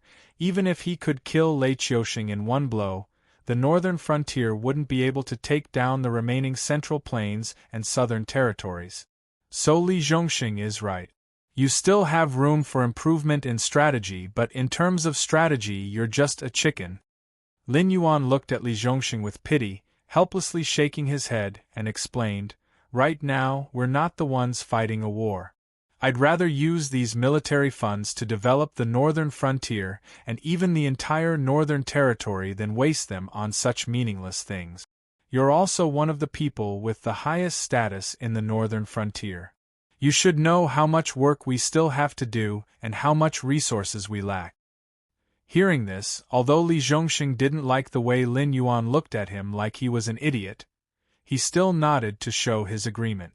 If Lin Yuan really was a warmonger, he wouldn't waste time researching the new laws of the northern frontier. He also wouldn't exterminate the sects and then punish the noble families. He also wouldn't take all the land in the northern frontier and rent it to the people for farming at a very low price.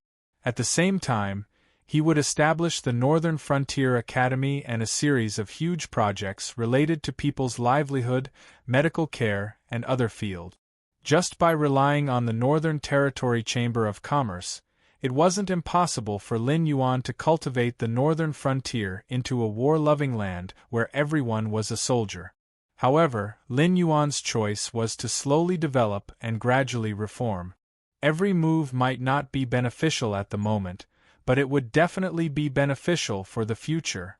If there were really so many resources that he didn't have any place to use them, Lin Yuan would definitely carry out more projects and build more gathering places so that every inch of land in the northern frontier could be used properly. He wouldn't train an army to compete with the Shenwu dynasty. Although it looked like Lin Yuan made the first move, in reality, Lin Yuan's purge of the northern frontier was Lei Qiusheng's idea. The situation had developed to this point because Lei Qiusheng didn't want Lin Yuan to easily take over the northern frontier. It would be best if he acted like a tool and wiped out the rebellion in the northern frontier. After forcing the southern frontier to make a move, he would obediently retreat to his own northern frontier. However, Lei Qiusheng wasn't the only tyrannical person in this world. Lin Yuan, who was able to come up with God's mandate and King's law, was no less tyrannical than Lei Qiusheng. However, Lei Qiusheng didn't have the boldness to lie by the side of the bed and allow others to sleep soundly. From the beginning, he only wanted to use the northern frontier as a test subject for the reform, so that the hostility of those aristocratic families and sects would be transferred to us. However, now that the northern frontier is strong, Lei Qiusheng can no longer let us continue to grow. Once we take over the northern frontier, the speed of our development will definitely rise to another level. At that time, the extremely weak Shenwu dynasty might not be able to be destroyed at any moment, but the outcome would already be determined. Therefore, the battle between the Shenwu dynasty and the northern frontier will happen sooner or later. It's just a matter of waiting for us to be fully prepared before attacking, or Lei Qiusheng taking advantage of the fact that we haven't stabilized our footing yet. For an outstanding military strategist like me, Lei Qiusheng's actions weren't out of my expectations. On the contrary, I didn't expect the Shenwu dynasty to be so weak. Therefore, I'm more and more worried about what kind of trump card he has in his hands. Under these circumstances, our own wishes don't matter at all. Right now, the Reflection Frost dynasty has changed their ways and is humbly begging for peace with us. It's not because of the reasons they've given us, but simply because they don't want to fight. Therefore, whether we teach them a lesson or not, they won't fight. Or rather, they won't choose to fight to the death with us right now. Do you think they will be grateful to us if we let those barbarians go? Lin Yuan's eyes flickered with an obscure brilliance. It was as if he was looking at the Frost Mirror Khan from countless miles away and seeing through his heart. His tone was even more certain than guessing. Chapter 509. Isn't that the case? Li Zhongxing's eyes widened. If all 500,000 Frost Mirror cavalrymen are killed, it'll be a blood feud. Those barbarians will never let it go. They'll have to go to war eventually. Your actions will definitely bring the war forward. Li Zhongxing felt that the more he listened, the more confused he became. It seemed that Lin Yuan was right, but his reason told him that this was all sophistry. Lin Yuan definitely had other plans behind his back.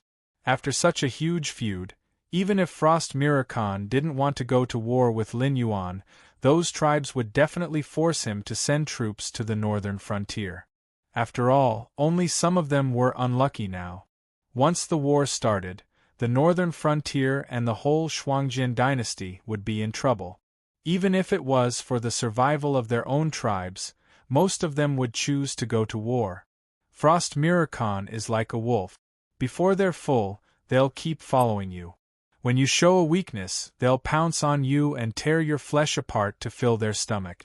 If you don't want to, you can only raise your weapons and beat them until they're scared. Only then will they tuck their tails between their legs and show their more dog-like side. They'll stay away from you and won't dare to provoke you for a while. If we show weakness now, the Shuangjin dynasty won't be grateful to us. Instead, they'll think that the northern frontier is only strong on the outside but weak on the inside. After they've healed their wounds, the first thing they'll do is to invade our territory and burn, kill, and pillage. By then, it'll be an endless war. Mirror Frost had fallen into Lei Qiusheng's trap. Not only were the 700,000 Mirror Frost cavalrymen trapped in the Central Plains unable to come out, even more Mirror Frost cavalrymen would be trapped in this deadly trap. Based on this battle alone, I am certain that at least half of the Shuangjin dynasty's border army near the Xinwu dynasty will be destroyed. Apart from the border army, the tribes near the Xinwu dynasty will also lose many young and strong men. Of course, we weren't the only ones who knew that Lei Qiusheng's concession was a trap. The Shuangjin dynasty knew it too. The reason they wanted to make peace with us was to preserve their strength as much as possible so that they wouldn't lose too much of their strength. They might even lose the edge of the Frost Mirror grassland so that their ranch could become our hunting ground. If both sides worked together and the beast tied in the Hengduan mountain range, the Shuangjin dynasty might not even be able to recover from the setback. Speaking of which, if we can't determine the victor between us and Lei Qiusheng, then we need a way out. Therefore, the Shuangjin dynasty's invasion this time is a way for us to ease our relationship. At that time, we can choose to call a truce and head north together to collect this debt of blood from the Shuangjin dynasty. Then, we can return to our respective territories and start accumulating strength for the next war. But this time, if we sign a truce, we won't have an excuse to head north to attack the Frost Mirror grassland. Naturally, we can't join forces to attack the Shuangjin dynasty. Even if we shamelessly call a truce, the other dynasties won't just stand by and watch us attack the Shuangjin dynasty. If they cut off the trade with the Northern Territory Chamber of Commerce, we won't even have a place to cry. So, they only need to withstand the pressure from Lei Qiusheng. Lin Yuan narrowed his eyes slightly and smiled. I don't want the northern frontier to fall into a two-sided war. I just want to tell these barbarians one thing. The northern frontier will never back down from a fight. As long as they want to fight, I'll fight with them. Plus, there's a special tribal system there. Before we can catch our breath, Shuangjin Khan's throne will probably change hands. Do you think that Shuangjin Khan, who has dominated the grassland for 50 years, will do such a profitable business for a bunch of dead people? Li Zhongxing's eyes widened even more.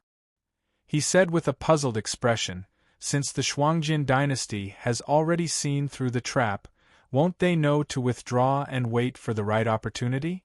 They'll attack us when we fight with Lei Qiusheng. No matter who they help or whether they fight on both sides, they'll still benefit from it. That's what we need to do. Fan the flames, add oil, let this fire burn even more fiercely. Let the Shuangjin dynasty suffer the greatest loss and force them to swallow their anger. The coldness in Lin Yuan's eyes slowly faded and turned into an obscure emotion. I'm slow-witted. I don't understand what the Dragon King means. Li Zhongxing shook his head with a bitter smile. However, he was sharp enough to smell the blood in Lin Yuan's words. In the end, weren't they still going to fight? Sophistry indeed. The loss of 500,000 Frost Mirror Barbarian is not an unacceptable loss for the Shuangjin dynasty, because the number of young men who die from the cold, starvation, or being killed by demon beasts on the grassland is far more than that. However, for some tribes, the loss of these young men is a disaster. They won't accept this result easily, so they'll do everything they can to recoup their losses. For example, 500,000 Frost Mirror Barbarian died on the northern frontier, but 700,000 Frost Mirror Barbarian killed and looted as they pleased in the Central Plains. If they want to recoup their losses, do you think it's better to start a war with the northern frontier, or go to the Central Plains, where they think it's incomparably prosperous, and even plunder for a while more in the south? If we show enough strength, the Shuangjian barbarian will wisely choose to avoid us and hold this grudge in their hearts for the time being. However, in the current situation, their first choice is still to plunder the Shenwu dynasty. This wise decision is what both Lei Qiusheng and I want to see. The only ones who want to stop them are the higher-ups of the Shuangjian dynasty. However, the tribes that have suffered losses won't let go of such a good opportunity, especially the small and medium-sized tribes outside the range of Frost Mirror Khan's influence. Even if they pretend to be obedient, they won't let go of such a fat piece of meat like the Shenwu dynasty. Lin Yuan's voice trembled as he said, Lei Qiusheng used the bones of countless people to build a path to victory for himself. In this aspect, he's even more of a bloodthirsty demon beast than this king.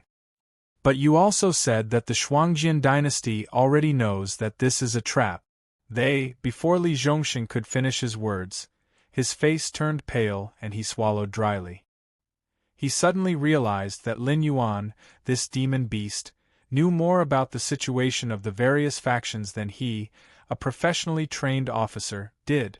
The unique tribal system of the Shuangjian dynasty was no different from that of the demon beasts in the Hengduan mountain range. However, the beast Lord Kirin could intimidate countless demon beasts, but the old Frost Mirror Khan didn't have such strength.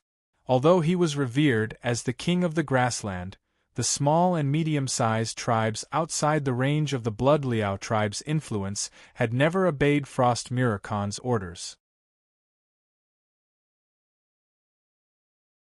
Chapter 510. The harvest of 700,000 Frost Mirror Barbarian in the Central Plains was enough to make most of the Frost Mirror tribes jealous. It was also enough to drive the tribes that had suffered heavy losses crazy. Even if the Frost Mirror Khan ordered them not to enter the Shenwu dynasty's territory, they wouldn't listen. Lin Yuan's act of killing 500,000 Frost Mirror Barbarian was equivalent to pouring oil on Lei Qiusheng's trap. The fire that wasn't strong enough to begin with instantly engulfed more than half of the Frost Mirror grassland. And this was an overt scheme. Unless the Shuangjian dynasty was willing to start an all-out war with the northern frontier, they could only choose the seemingly weak Shenwu dynasty. This king isn't as ruthless as Lei Qiusheng, but this king loves his own people more than Lei Qiusheng. Lin Yuan finally regained his composure and said with a smile, "No one knows what Lei Qiusheng's trump card is. This king doesn't want him to use it on the northern frontier. It's better to send him more Frost Mirror Barbarian. When he can't hold on anymore, he'll naturally reveal his trump card in advance." "I know what to do." Li Zhongxing nodded with a serious expression. No one knew what Lei Qiusheng's trump card was, but in this situation, unless Lei Qiusheng went crazy, he definitely had something that could change the situation in an instant. Letting Lei Qiusheng use this thing on the Shuangjian barbarian was obviously much better than using it on the northern frontier. Although he didn't like this kind of scheme, it wasn't his own doing. However, this wasn't his doing, and it was indeed for the sake of the entire northern region. Therefore, even if Li Zhongxing didn't like it, he could only persuade himself to accept and even obey. The next morning, Kei Yen led 30 Shueliao cavalry and 200+ carriages of supplies, his face solemn as he arrived at the Southern Expedition's scouting area. After yesterday's meeting, Li Zhongxing had no intention of stopping him. Very quickly, he led the 5,000 light cavalry to the front of the formation. Marshal Li looks a lot more energetic. Kei Fan rubbed her hands together. She had dark circles under her eyes, and it was obvious that she hadn't rested well. In fact, Li Zhongxing had also gone through a lot of mental struggles last night. But after thinking it over, she still decided that Lin Yuan's actions were the most beneficial for the northern frontier. It was also the best way to break Lei Qiusheng's trap. At the very least, it was the method with the least losses. So, for the latter half of the night, Li Zhongxing didn't continue to brainstorm with herself and fell asleep peacefully. But looking at Kei Yan's appearance, Lei Qiusheng knew that this young clan leader of the Green Fish tribe didn't have a good time after returning home yesterday. The arrogant and unreasonable Shuangjian dynasty had lowered their proud heads, but they didn't get the respect they deserved from the northern frontier. The situation they were facing was completely different from what they had expected. Not only did the northern frontier not show the slightest bit of fear, they even seemed to be full of fighting spirit. But even if the northern frontier wanted to fight, the Shuangjian dynasty didn't. They only wanted to preserve their strength and wait until the northern frontier and the Xunwu dynasty had a decisive battle before coming to take advantage of the situation. There was no need for them to help that bastard Lei Qiusheng fight the vanguard after falling into his trap.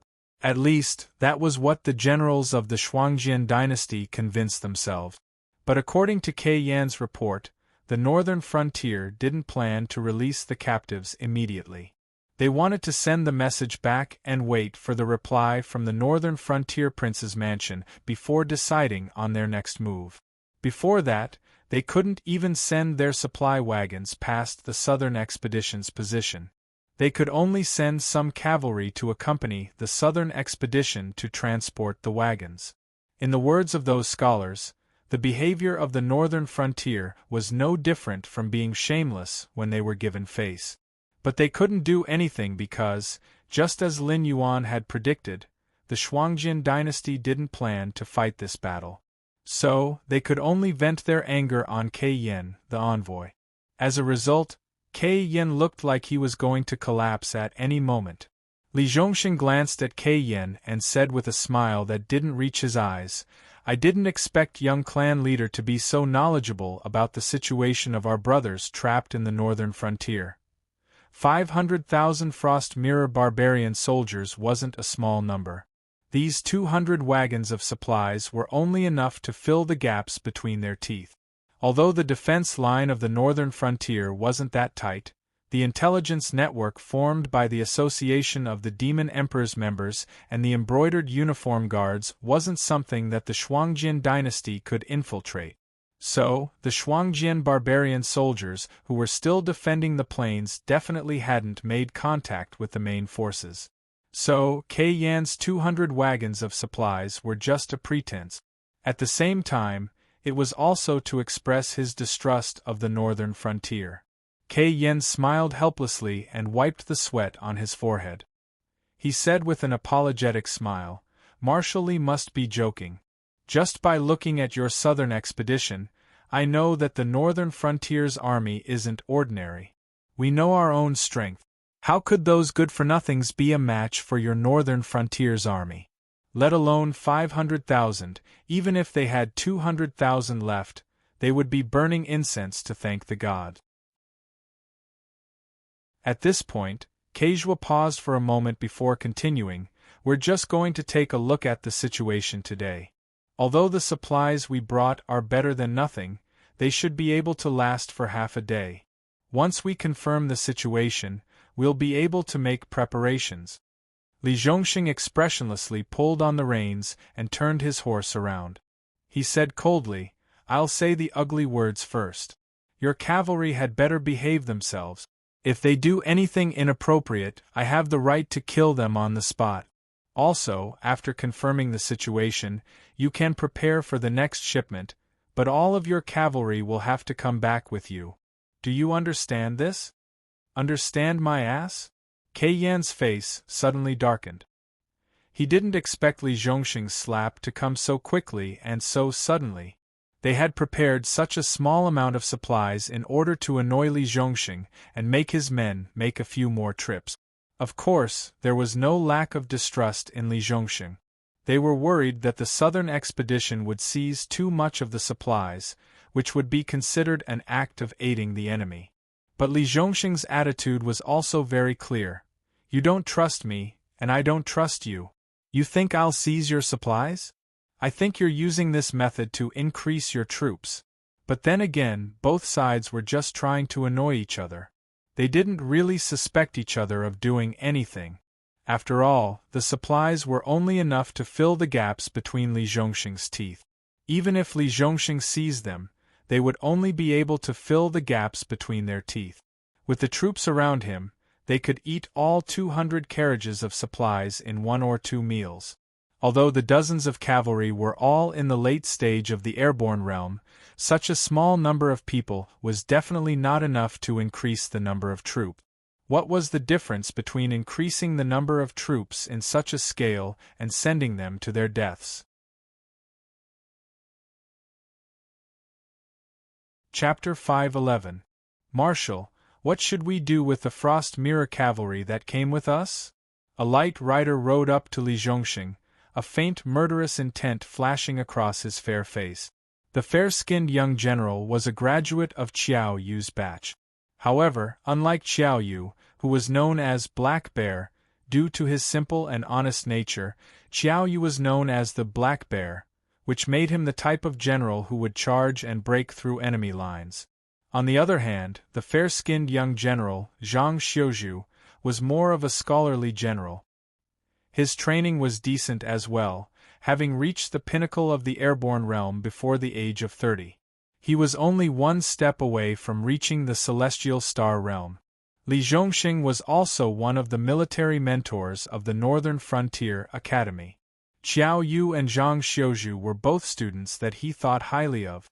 Although they had their own shortcomings and were not as good as Qin Yu and Zhao Guangchong, who were taught by Lin Yuan and were able to lead troops to the south as soon as they graduated, he still wanted to get closer to Li Zhongxing. To be fair, Zhang Xiuzhu was not worse than the students taught by Lin Yuan. He could become a famous general after some training. However, his biggest weakness was hatred. Zhang Xiuzhu's parents were both civilians. They did not even have the ability to move to other places to live, let alone have the ability to cultivate. Therefore, every year when the Frost Mirror Barbarian raided the border, Zhang Xiuzhu and his parents could only rely on luck to avoid being killed. However, luck would always run out. When Zhang Xiuzhu was 7 years old, the Shuangjian dynasty raided the border. His parents were killed by the sword, and only the young Zhang Xiuzhu escaped by hiding in a secret cellar at home. Since then, the seed of hatred had been planted in Zhang Xiuzhu's heart. Lin Yuan set up the Northern Frontier Academy and supported poor students. This was a great opportunity for Zhang Xiuzhu, and he did show his extraordinary talent. Compared to the children of aristocratic families who grew up with spiritual objects, Zhang Xiuzhu, who started cultivating in his 20s, could not achieve much. However, there was no limit to human perseverance and potential. Zhang Xiuzhu, who had a blood feud, was far more hard-working than the other students in the same batch.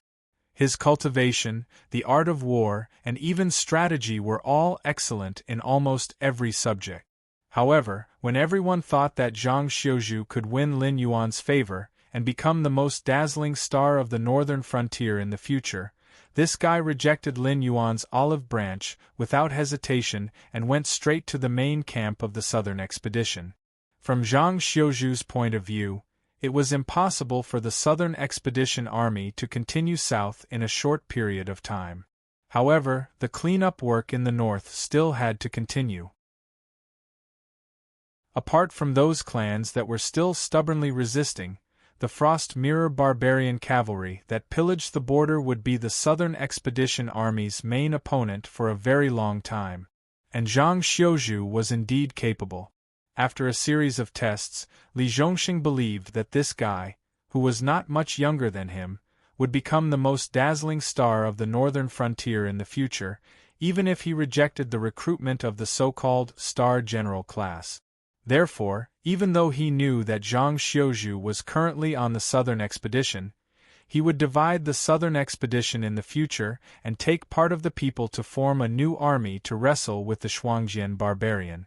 Li Zhongxing gladly accepted Zhang Xiuzhu as his disciple and even trained him as his successor. However, Zhang Xiuzhu's performance in the past 2 months had indeed proved that he deserved Li Zhongxing's favor. In response to this proud disciple's question, Li Zhongxing only raised his eyelids and said through secret voice sending, "The Shuangjian dynasty has 35 cavalry with them this time. Apart from the heavy military supplies we have, you can only take 50 people with you. How do you think we should deal with them? Kill them." A cold light bloomed in Zhang Xiuzhu's eyes as he replied without hesitation. Li Zhongxing was silent for a while. Zhang Xiuzhu scratched the back of his head and said with a smile, "Marshal is not a person who makes arbitrary decisions, but with your authority, it's not impossible for you to let the Shuangjian barbarian go. However, you chose to stall for time without discussing with us. This action already shows that Marshal has no intention of letting those barbarians go.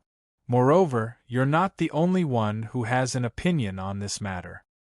Ha! Li Zhongxing smiled noncommittally. He just waved his horsewhip gently, indicating for Zhang Xiuzhu to leave. Just as Lin Yuan had said, Li Zhongxing was a chicken when it came to strategy. His current actions could only deceive the Shuangjian barbarian. However, those in the southern expedition with discerning eyes could see that Li Zhongxing, who had always followed the advice of others, had chosen to use stalling tactics to cut off the Frost Mirror barbarian's chances of survival. It was obvious that someone was guiding him behind the scenes, and although Li Zhongxing was the king of the northern frontier, he only had the authority to make suggestions. He did not have the authority to directly command the commander-in-chief of the northern frontier's 3 armies. If it was Li Zhongxing's idea, then Li Zhongxing would still have to discuss it with them before deciding whether to do it or not. That was why the entire southern expedition was so quiet. No one argued with Li Zhongxing like Li Zhongxing did with Lin Yuan. The reason was very simple.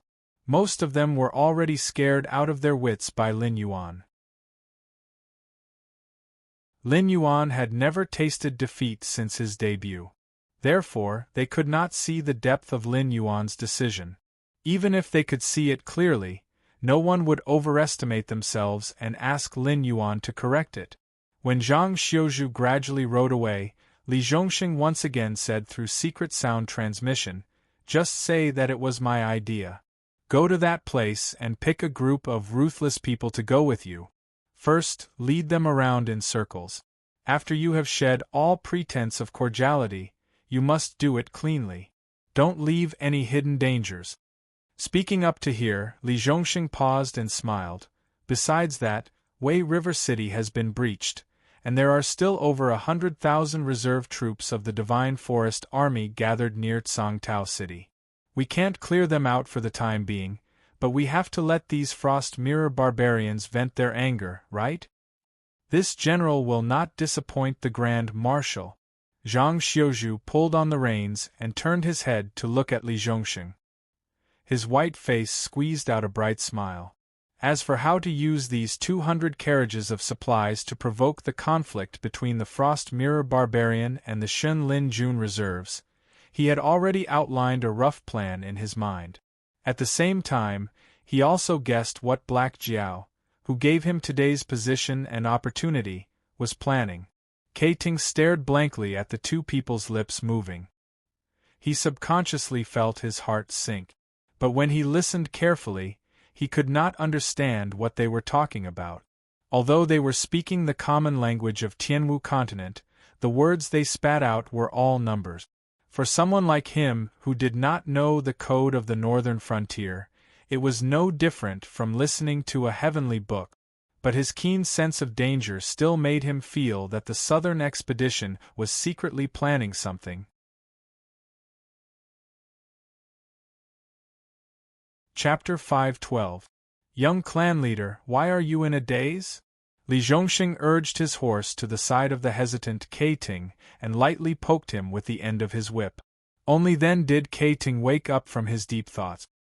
His entire body seemed to have been startled, and cold sweat began to appear on his forehead. That was my favorite student, but his personality is a little weird. He doesn't know how to speak the common language of the Sky Martial continent, so we were using a special secret signal to communicate.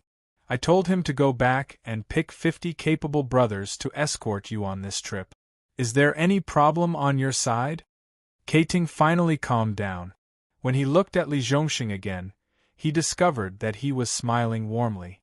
Gently shaking his head, Keiting forced himself to calm down and said, "But I heard that the northern frontier isn't very peaceful right now. Can 50 people really escort the supplies safely to the destination? Why don't we discuss it again and have both sides send more people?" When he heard the number 50 people, the stone in Keiting's heart slowly fell. After all, the cavalry of the northern frontier couldn't be compared to the cavalry of the Shuangjian dynasty. Even the horses they rode were inferior war horses bought from the Shuangjian dynasty. Even if their cultivation was higher, 50 people against 35 people might not have more than a 50% chance of victory. And even if they could defeat them, it was impossible to keep all 35 of them at the northern frontier. As long as 1 or 2 escaped, the northern frontier wouldn't be able to take it. Even Keiting, who had always believed in his intuition, felt that he was being too cautious, and even a little oversensitive. Li Zhongxing lightly shook his head and bitterly smiled. To be honest, although there are many hidden dangers in the northern frontier, the real threat is the Frost Mirror Cavalry and Xin Lin Jun's reservists that we couldn't completely eliminate. With your people here, even if we bump into the Frost Mirror Cavalry, they won't do anything. And if we encounter those reservists, even 2,000 people won't be able to do anything. But if the number of people is smaller, the target will naturally be smaller, and it will be much safer. Keiting stared blankly at Li Zhongxing. Xin Lin Jun was the trump card of the Xinwu dynasty, and was also the trump card of Lei Qiuxing's dragon throne. Even the reservists were quite a formidable existence. Furthermore, Wei River City, which was known as the Impregnable Fortress, was also a famous existence. But now? The reserve force of the Divine Forest Army had been defeated, and even Wei River City had been breached? What kind of monsters were these people? Thinking of this, Keiting's last trace of hostility towards the northern frontier completely dissipated. He bitterly smiled and said, "If that's the case, then we'll do as the Grand Marshal wishes. I'll go inform them to prepare to depart." Although the men of the Shuangjian dynasty didn't lack courage and bravery, the special living environment still made them have the personalities of wolves and dogs. Just as Lin Yuan predicted, the stronger the northern frontier displayed, the more the Shuangjian dynasty didn't want to provoke the northern frontier. But Keiting, who was just about to leave, suddenly remembered something. He abruptly pulled on the reins and said, "Our 13th prince was deceived by the Xinwu dynasty some time ago and led his troops into the northern frontier's territory by mistake. It's been almost half a month since then. I wonder if our 13th prince is a guest at your residence?" Although the third prince speculated that the 13th prince was dead, the proud Shuang Jianren didn't think so. In their eyes, the northern frontier was just a group of nouveaux riches. They might not even be able to withstand the counterattack of the Xinwu dynasty. How could they offend the Shuangjian dynasty at this time? Therefore, even if the 13th prince went on a killing spree in the northern frontier, he only needed to announce his identity after he was defeated. Not only would the northern frontier not dare to touch him, they would even treat him as a guest of honor and wait for the Shuangjian dynasty to take him away. "Young master, you must be joking. I haven't heard any news about the 13th prince." The warm smile on Li Zhongxing's face instantly disappeared. He said coldly, "I will write another letter to ask the northern frontier's residents. However, I advise you not to have any delusions about this matter. You know our Dragon King's personality. The Shuangjian dynasty has sent troops to invade the northern frontier one after another. If they don't pay a price, they will lose face. This, Keiting originally thought that taking the 13th prince out was just a matter of convenience. After all, they could let the 500,000 Frost Mirror barbarians go. If they let a few more people go, they wouldn't be criticized. However, Li Zhongxing's cold attitude was telling him to stop dreaming. The Shuangjian dynasty would definitely pay a price for these two invasions. Between the 500,000 Frost Mirror barbarian and the 13th prince, he could only choose one. I still have military matters to attend to. Farewell. Without waiting for Kei Yan to quibble, Li Zhongxing cupped his fists and urged his horse to rush towards the army camp. He's trying to sow discord. When Li Zhongxing disappeared from sight, Keiting threw the horsewhip in his hand to the ground. Between the 500,000 Frost Mirror barbarians and the 13th prince, this was a choice that even a child could make. However, when it came to Keiting, he couldn't make up his mind. Not to mention that among the 500,000 cavalrymen trapped in the north, at least 60,000 of them were Green Fish clan's disciples. The other clans who had lost some of their men were all hoping that their men could return safely. Because of this matter, Keiting, the envoy, was treated with great respect. Gifts that Keiting didn't even dare to think about before were prepared and sent directly to his tent. There were even some tribes that used beauty traps. Their goal was to make Keiting protect as many of their tribesmen as possible. Once Juechi gave up on the 500,000 Frost Mirror barbarian cavalrymen and chose to bring the 13th prince back to the imperial court, he would be tied to the Blood Liao tribe. Once the Blood Liao tribe collapsed, there would be no place for the Green Fish tribe to stay in the prairie. If Kan Shuang had been young, it would have been fine. Unfortunately, Kan Shuang had been seriously injured when he was young. His cultivation had not improved in the past few years, and his body was deteriorating day by day. There was no telling when he would pass away. Although there were many outstanding princes in the Xueliao tribe, the most outstanding ones were the 3rd and 13th princes. Of the two of them, one was a scholar and one was a martial artist. If these two forces could not be merged together, the decline of the Bloodstream tribe would be inevitable.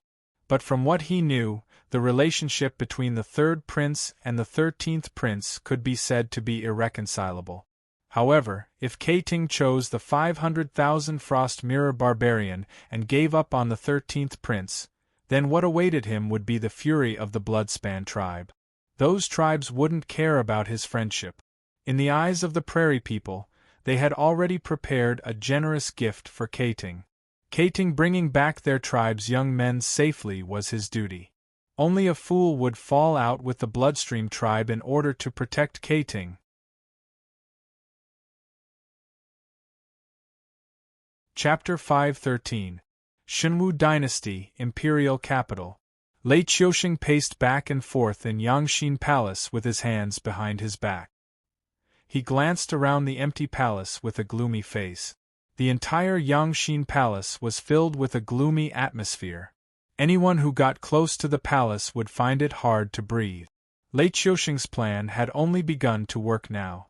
After opening up the borders, the border army under his command retreated to the Central Plains.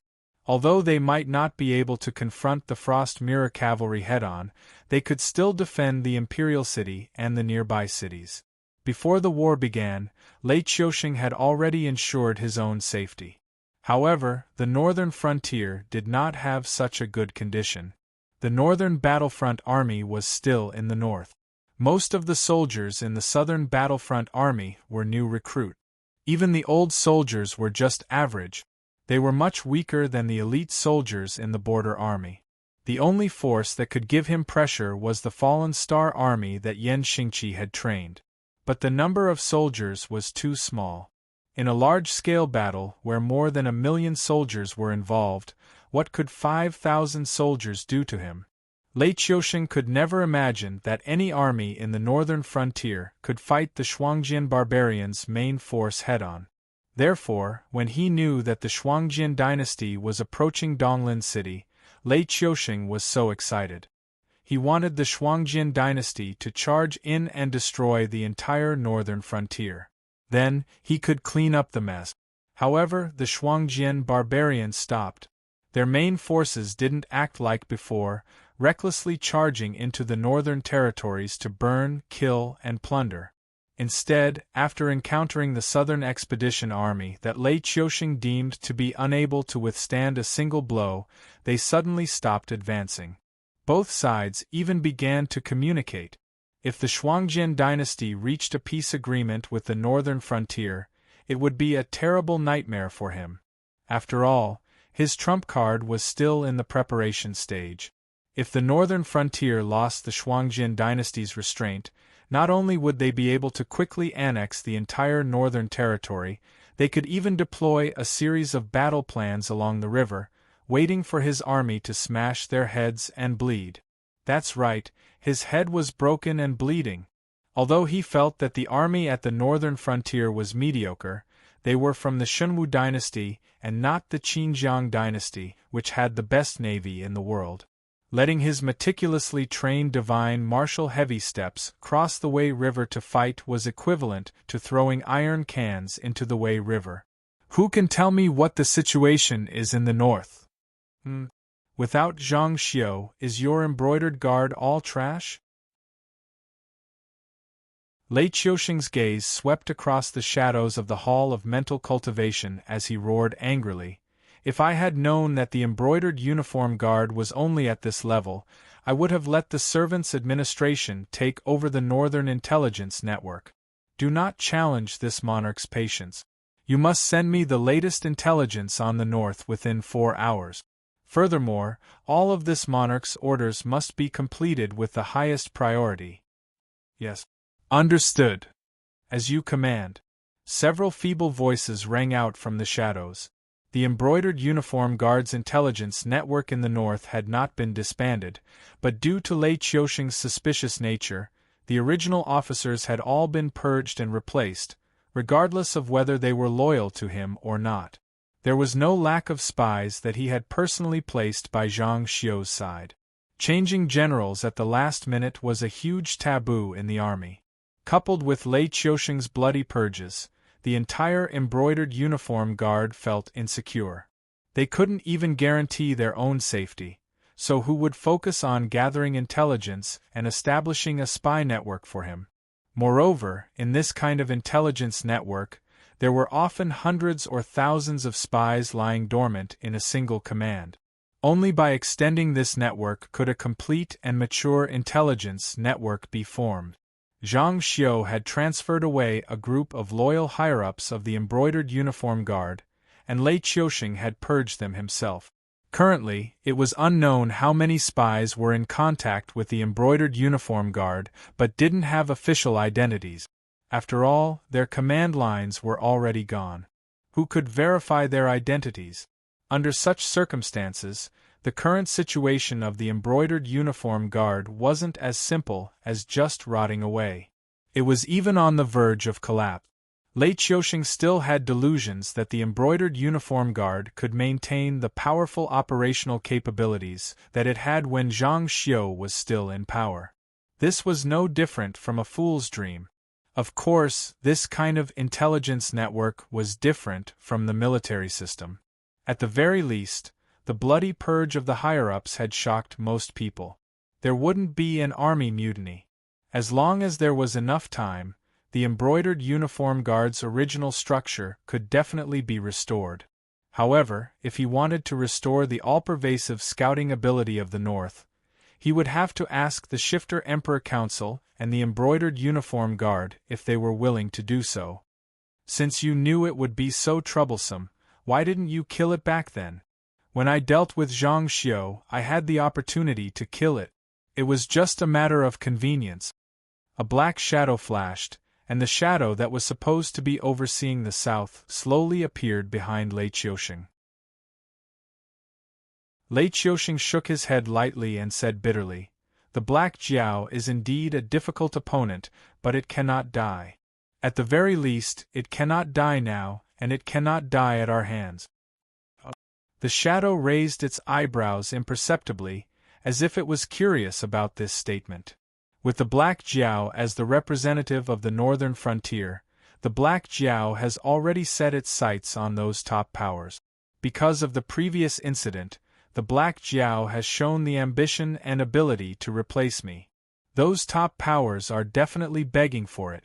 Otherwise, why do you think the chaos in the Xinwu dynasty has continued until now? Isn't it just those guys who are creating opportunities for the Black Jiao and stalling for time? In addition, the relationship behind the Black Jiao is also complicated. Forget about the ancient demon court, whose real identity is unknown. Anyway, it can establish a relationship with the top powers. Even if its identity is fabricated, it doesn't matter. However, its current identity is the Lord of the Northern Frontier and the Beast King of the Hengduan Mountains. It is also inextricably linked to those dragon blood demons. All the forces are trying to rope it in. If the Black Jiao dies at this time, not only will the Northern Frontier go out of control, but the Sea Demon Rebellion in the south and the Hengduan Mountains will also take revenge. Even the Frost Mirror Dynasty and the Qinjiang Dynasty will try to take a step further. Lei Qiusheng put his hands behind his back, exhaled a turbid breath, and said in a cold voice, "The Black Jiao was born as a demon beast. This is its natural disadvantage. On the other hand, we are just people who killed our master and usurped the throne. We are not much stronger than it. The other 6 dynasties have been trying to find ways to balance the other forces for so many years. They will not tolerate a usurper like me to continue to exist." Got it. The shadow nodded slightly. He did not understand Lei Qiusheng's thoughts, but as the shadow of Lei Qiusheng, he only needed to obey the order.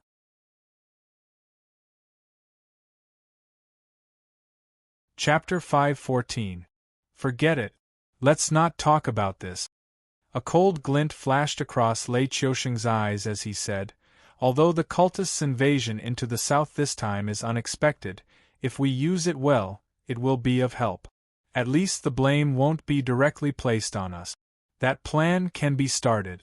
Once I have a definite order, release them immediately. The south isn't ready yet. Moreover, this is the reason why we fell out with the top powers this time. If we reveal our strength now, it'll be no different from drinking poison to quench our thirst. Although we can resolve the Frost dynasties and the North's problems, the top powers definitely won't tolerate us anymore. In fact, they might even interfere directly with this matter." The shadow took a deep breath and sighed. Moreover, the evil cult's life in the south is not good enough. They are not powerful enough. If we force them to be blamed, it will not be justifiable. There is no other way. Even if we don't want to fall out with those top forces, with their existence, we are no longer on the same side. It is only a matter of time before we fall out with them.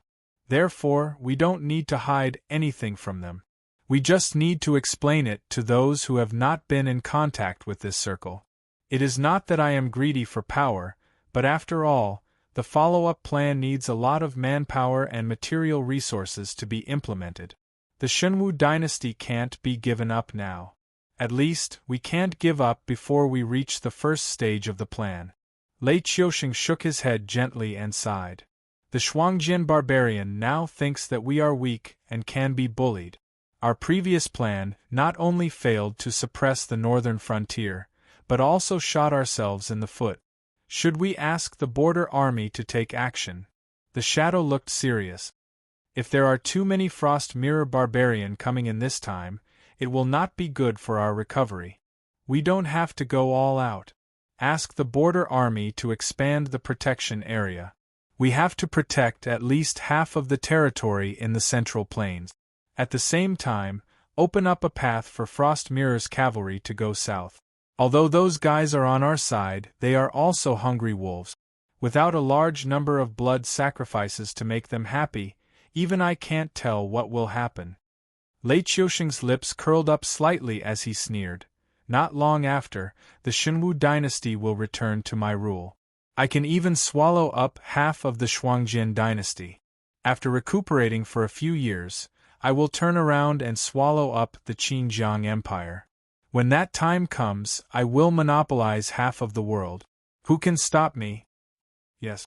The shadow nodded slightly and disappeared into the shadows again. Although the scheme is good, it's a pity that there will be endless troubles in the future. Lei Qiusheng put his hands behind his back and sighed. If I hadn't been prepared, the Black Jiao would have been in a general's position. Now it's fine. The more people that come, the happier they will be. No one liked the feeling of being pressured step by step. Even Lei Qiusheng, who had expected this to happen, felt the same way. How could he not know that it was not time for those things to be exposed? If he could use the Shuangjian barbarian to defeat the northern frontier, that would be the best plan. However, with the embroidered uniform guards being replaced and the ether collapsing, not only would the intelligence agencies in the north become dim, but even the intelligence agencies in the south would be dragged into the quagmire of war. In the huge Shenwu dynasty, the only thing that was under his control was the Central Plains, which was run by the Shadow. Therefore, Lin Yuan had schemed under his nose and led a large number of cultists to the south. This was something that he had not expected at all. He had been prepared to use the Shuangjian barbarian as a feint, waiting for the northern frontier to be exhausted before mobilizing the border army to take back the northern territory in one fell swoop. Because of all these arrangements, he could not sit back and watch the south collapse into the hands of the cultists. He could only cooperate with Lin Yuan's rhythm and lead the Frost Mirror barbarian to the south, letting the barbarians fight with the interest groups in the south. In the hotbed of war, the cultists who preached that they were the representatives of the gods who saved the world would naturally find the best hotbed to grow their strength. Unless the barbarians used the power of the entire dynasty, they would not be able to eliminate the cultists with just a portion of the border army. The difference in strength between the two sides would rapidly shrink and then magnify. When the entire south fell apart, he would use the name of the cultists to release them. Then, he could send all those who held him back or did not listen to him to hell. When they were full, they would naturally be in a good mood. At that time, he would appear and communicate with them. Then, he would put on a show and drive them into the northern frontier or the territory of the Shuangjian dynasty. Not only would he be able to recover his territory, but he would also be able to completely reshuffle the cards and make the bloated dynasty his say in the future. What interest groups in the south? What northern frontier? In the eyes of Lei Qiusheng, they were just a bunch of tools. Ever since he got in touch with them, his vision and structure had long surpassed his own level. Moreover, he had the special existence of the shadow at his disposal. Naturally, he would be successful in doing things secretly. This time, the four major forces joined forces to attack the Shenwu dynasty because some disobedient fellows among them were discovered. This matter attracted the attention of the top forces, and they asked Lei Qiusheng to release all the restrictions and let them search. However, Lei Qiusheng, who had a guilty conscience, was naturally unwilling to agree. Therefore, the drama of the four forces attacking one was born. Although the top forces didn't have any evidence, those people knew how terrifying they were. Not to mention seeing it, even if it was just a groundless rumor, they would quickly investigate the situation. If there were any signs of something wrong, they would directly kill them. If that fellow hadn't reacted quickly and retreated with them, there would be no survivors in the entire Shenwu dynasty now. According to the original script, Lei Qiusheng would be the biggest loser, and Lin Yuan, Lei Qiusheng, and even the combined forces of the aristocratic families, which were not as powerful as the northern frontier, would become the winners and begin to divide this fat cake. However, among these people who had already gained benefits, except for Lin Yuan, Lei Qiusheng didn't have the intention to put the others in his eyes. His real opponents had always been those high and mighty top forces. At least, this was Lei Qiusheng's plan at the moment. Moreover, the development of the matter was slowly moving in the direction he had envisioned. However, no matter whether it was the reaction of Lin Yuan or the top forces, Lei Qiusheng was an uncontrollable variable. Even if he was lucky enough to make use of the evil cult members introduced by Lin Yuan to talk about the matter, in an attempt to delay the time for the top forces to intervene in this matter, there were several changes in the cards in Lin Yuan's hands that he couldn't figure out in any case.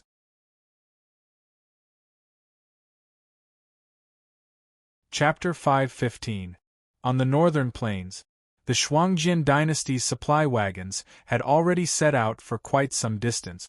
Even from the highest watchtower in Donglin City, one could only see a small shadow of the convoy. It wouldn't be long before the convoy completely disappeared from their sight and stepped into the undercurrent of the conflict between the three factions. "How should I address you, General?" Keizhua urged his warhorse to catch up with Zhang Xiuzhu, who was at the front of the group, and asked with a chuckle. Keizhua preferred the 13th Prince over the 500,000 Frost Mirror cavalrymen, but he knew very well that no matter which answer he chose, it was the same as choosing death.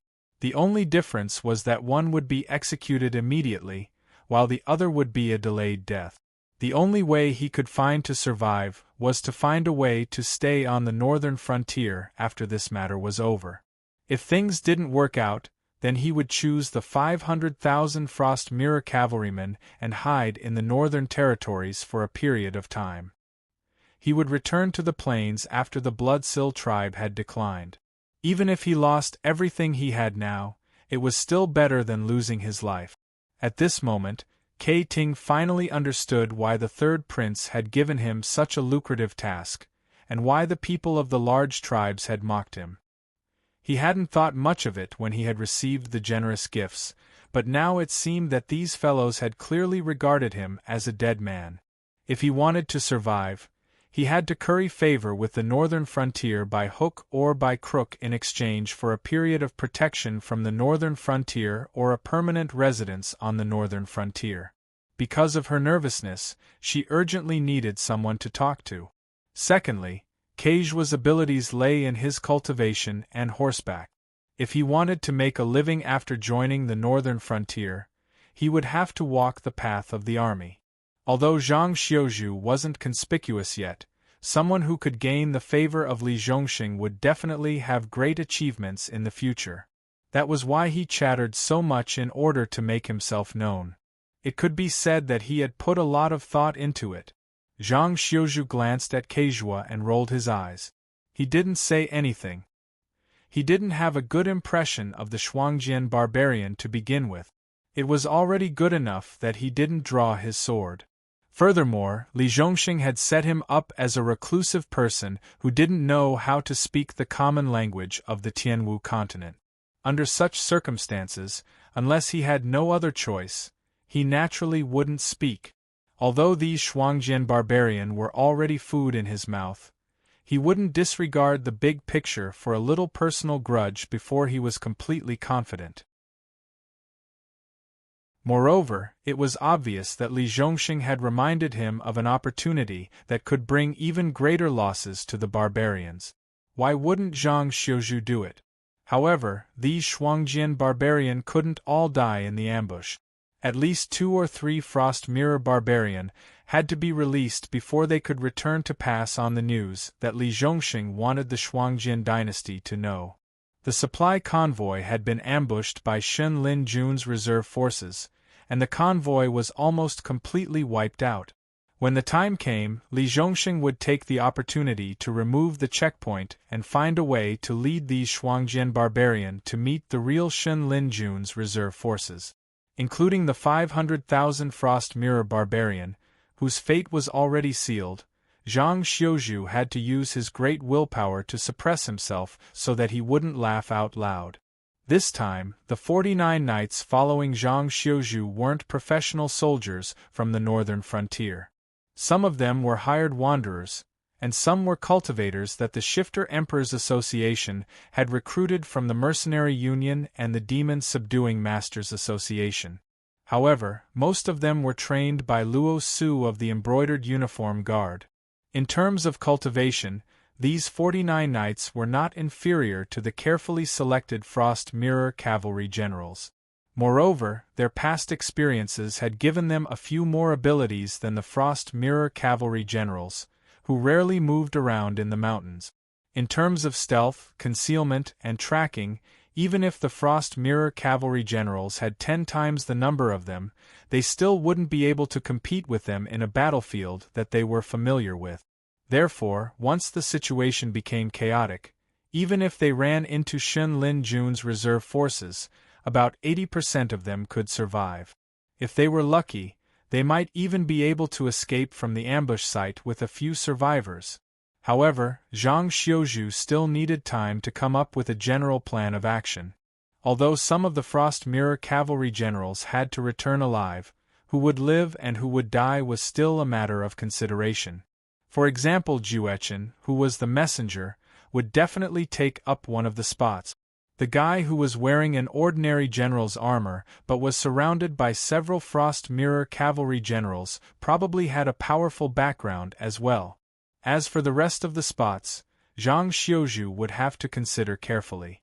After all, although the idea of an ambush was proposed by the northern frontier, the scapegoat would definitely be the Shen Lin Jun's reserve forces. Therefore, the more people from the Shuangjian dynasty survived, the more credible the rumor that Li Zhongxing spread would be. But similarly, if all the important people survived, and the ones who died were just cavalry generals, the Shuangjian dynasty would naturally become suspicious.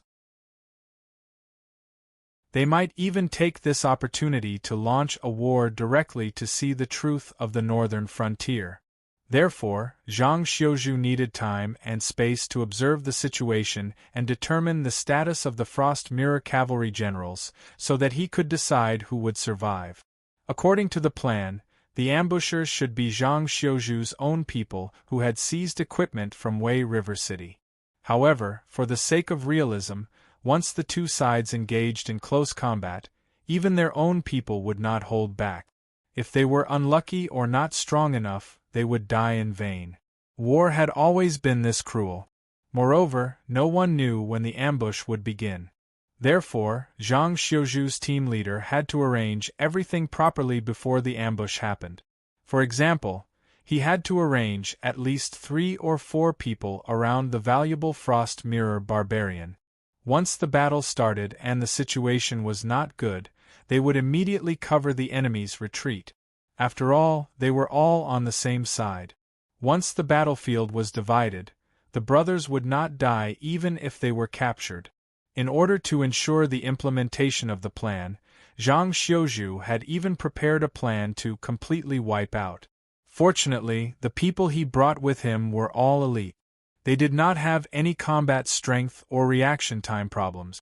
As long as Zhang Xiuzhu gave the order, or if things deviated from his expectations, they would be able to react immediately. For a scholarly general like Zhang Xiuzhu, he only needed to be a wise man. Naturally, they would carry out the plan in a way that maximized their benefits. It was just that with Keizhua constantly chattering in his ear, not to mention that Zhang Xiuzhu's heart-nurturing kung fu had not yet reached the great accomplishment stage. Even if he could reach the stage of being indifferent, it would still be difficult for him to ignore Keizhua, who was like a fly. Helplessly, he could only give an officer next to him a look.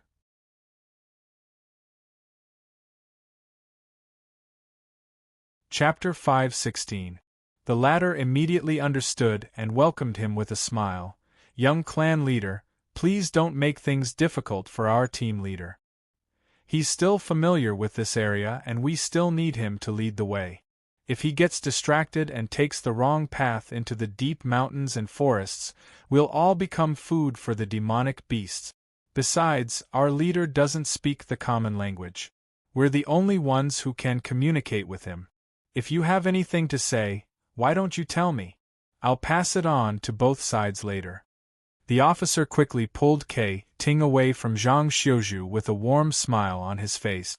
Never in his wildest dreams would Ting have imagined that this smiling fellow was actually one of the famous torturers of the Imperial Secret Service. Who knew how many skins he had personally peeled off, not to mention how proficient he was in other cruel methods of torture. But just this smile alone made Kai-ting, whose heart was in turmoil, feel a deep sense of security. At this moment, the two of them were undoubtedly chatting happily, as if they were close friends who were talking and laughing as they walked further and further away. Zhang Xiaozhu looked at the backs of the two people as they disappeared into the distance. Then, he faintly sighed and said in his heart, "Why don't I just kill them? It's so annoying to always have a fly by my side." The group advanced for another 4 hours.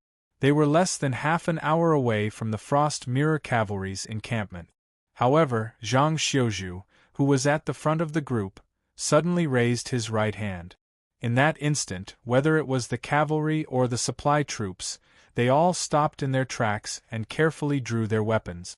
The Frost Mirror Cavalry, who was already suspicious of these northern frontier people, was shocked. They also drew their weapons, but the targets of the two sides were completely different. The northern frontier people were guarding the dense forest in front of them, while the Frost Mirror Cavalry were guarding against these people from the northern frontier.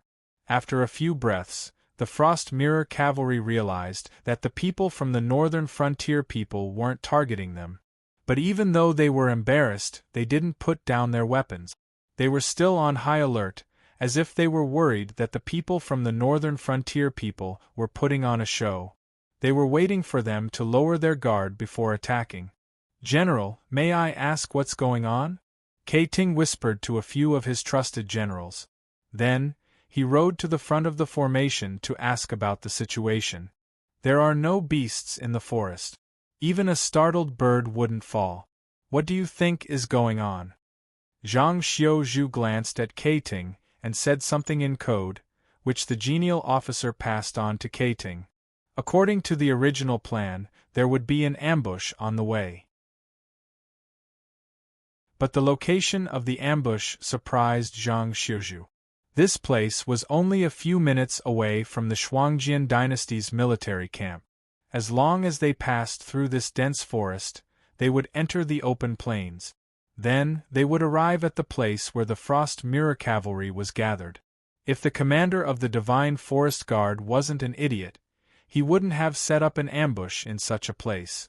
After all, if the commotion caused by the battle had attracted the attention of the Frost Mirror Cavalry, these starving fellows would quickly realize that there were no armed forces from the northern region in this dense forest that blocked their path of retreat. It was just a little more troublesome to travel. After passing through this forest, they would be able to reach Eastwood City, and then return to the Frost Mirror Plains through the main road there. Letting the Frost Mirror Cavalry see a way out was a small matter. After all, most of the troops in the Northern Territory had gathered here, and the encampment wasn't too far away. If the Frost Mirror Cavalry gave up on their mobility and entered the forest, they would lose at least 40% of their men before they could make it to the other end of the forest. Furthermore, there was a group of troops from the Southern Army blocking their path. When the pursuers met up with the Southern expedition, they would be able to surround the Frost Mirror Cavalry and take them down. The only thing they had to be careful about was that if the two groups of Frost Mirror Cavalry encountered each other, they could use their mobility advantage to surround the Frost Mirror Cavalry. It was hard to say whether the Frost Mirror Cavalry would be surrounded by the northern frontier or the southern expedition. Therefore, the ambush in front of them either had the confidence to take them down in an instant or it was really an ambush. Moreover, it was an ambush that didn't know the current situation. Of course, the ambush wasn't the obedient rebel army of the aristocratic families punished by Li Zhongxing in the north. It was the real Shin Lin Jun's reserve force. Although these guys ran out of Wei River City, they didn't take any supplies with them except for their armor and weapons. If it wasn't for the food stored in the underground tunnel, many of the hundreds of thousands of people would have starved to death. In any case, this show was most likely real. The camouflage troops had either been eliminated, or were waiting for their prey in a further place, or they had been set up by Li Zhongxing on their way back. It was just that this ambush was a little too amateurish. Not only did they clear the entire forest of wild beasts, They didn't even chase away the birds above them. Anyone who didn't know anything about the art of war or didn't pay attention to the details would definitely choose to go around this forest and choose another path. Were these guys really the elite Xin Lin Jun's reserve force? Zhang Xiuzhu reached out and patted his forehead. His face was gloomy as he raised his right hand and gently pressed it forward twice. According to the organization of the northern region, a heavy wagon was equipped with 4 civilian laborers and 2 auxiliary soldiers whose fighting strength was not as good as the frontline troops. However, Li Zhongxing had long replaced the civilian laborers and the auxiliary soldiers with the good soldiers of the Southern Expedition Army who did not look like much. Now they had 85 generals with good fighting strength and 1,200 elite soldiers at their disposal. It sounded good, but if they really encountered the hundreds of thousands of Xin Lin Jun's reserve force, it would be no different from delivering food to them. In fact, without the protection of seniors like the fallen Star Army, Zhang Xiuzhu felt that even if they encountered a group of defeated soldiers, even if the difference in numbers between the two sides wasn't that big, their chances of winning were really low. After all, the ordinary soldiers of Xin Lin Jun's reserve force were basically equal to most of the Frost warriors on the battlefield. The Northern Frontier's reserve force might have more elite soldiers, but the difference wasn't that big. As for the combat strength of those elite soldiers, in a battle of this level, it was almost negligible. Fortunately, not many people noticed that something was wrong. Following Zhang Xiuzhu's order, a group of 10 elite soldiers instantly broke away from the formation and entered the dense forest in front of them with swords and shields in their hands. Soon, they were blocked by the dense weeds and tree trunk. Zhang Xiuzhu turned his horse slightly, closed his eyes slightly, and began to count silently. 1, 2, 3.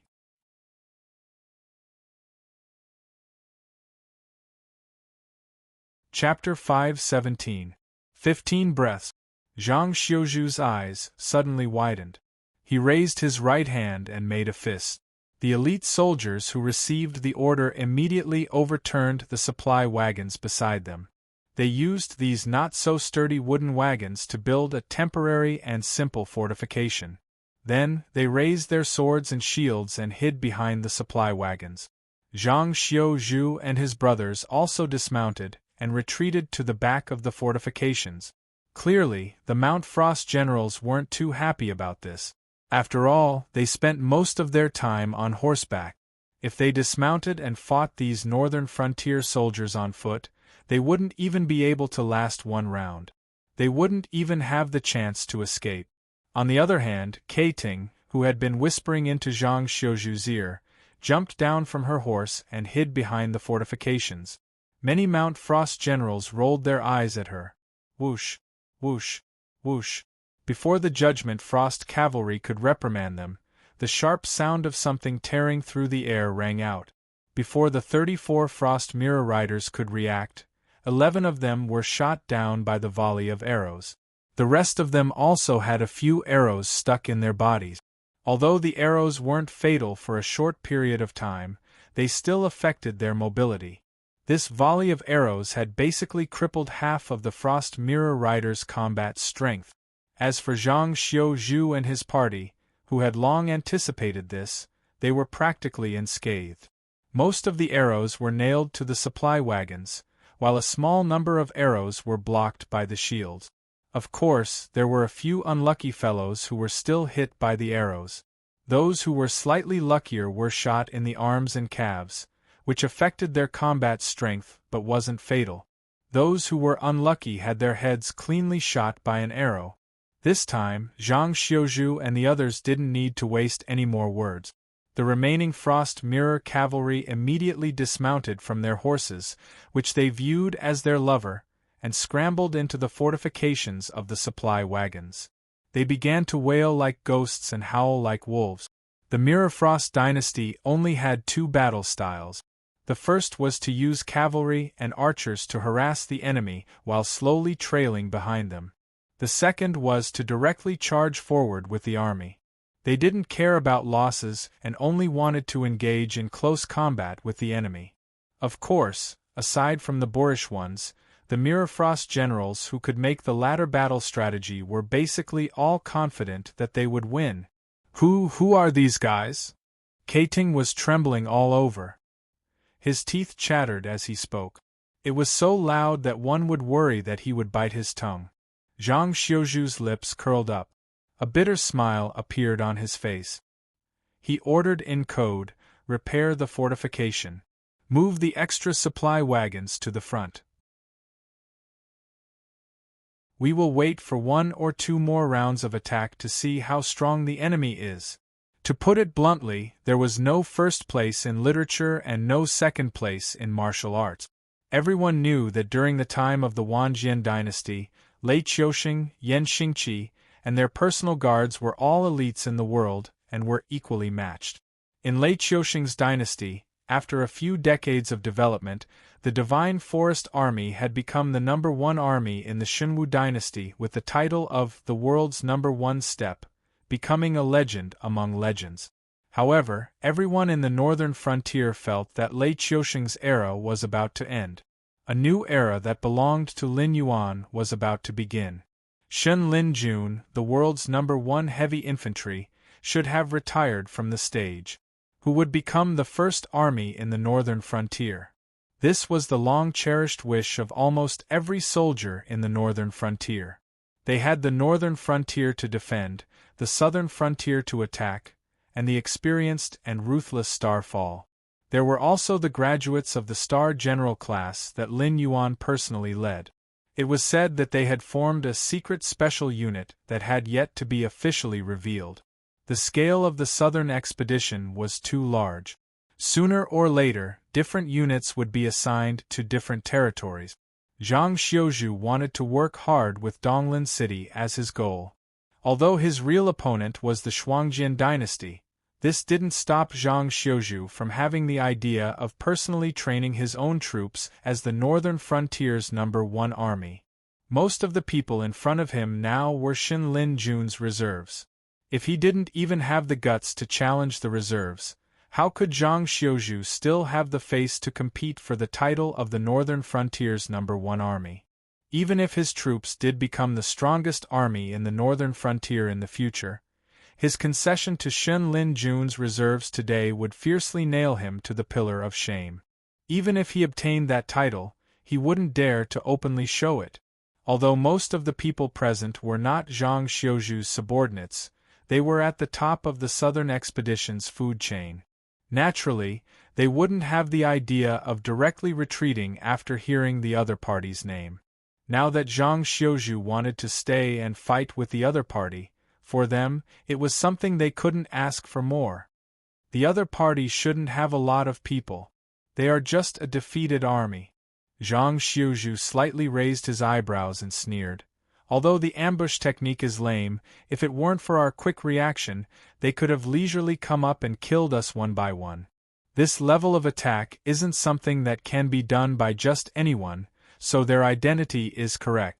The only thing that is wrong is the number of people.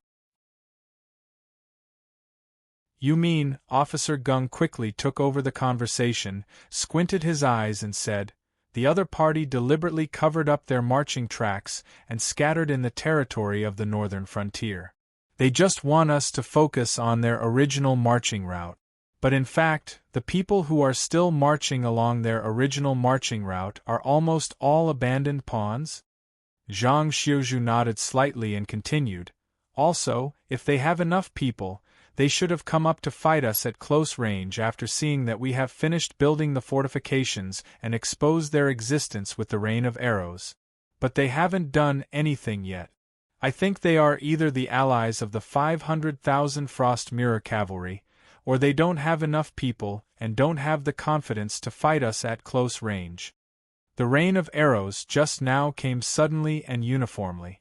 Zhang Xiuzhu only heard the loud sound of bowstrings being released. Obviously, these people had drawn their bows, pulled their strings, and released their bows at almost the same time, so the countless sounds converged into one loud sound. This was not something that an ordinary army could do. But Zhang Xiuzhu's command was good, and his subordinates reacted quickly. Even building the fortifications with local materials was only a matter of seconds. This was not something that an ordinary army could do. So even if the other party was Xin Lin Jun's reserve force, they had no choice but to take Zhang Xiuzhu's army seriously.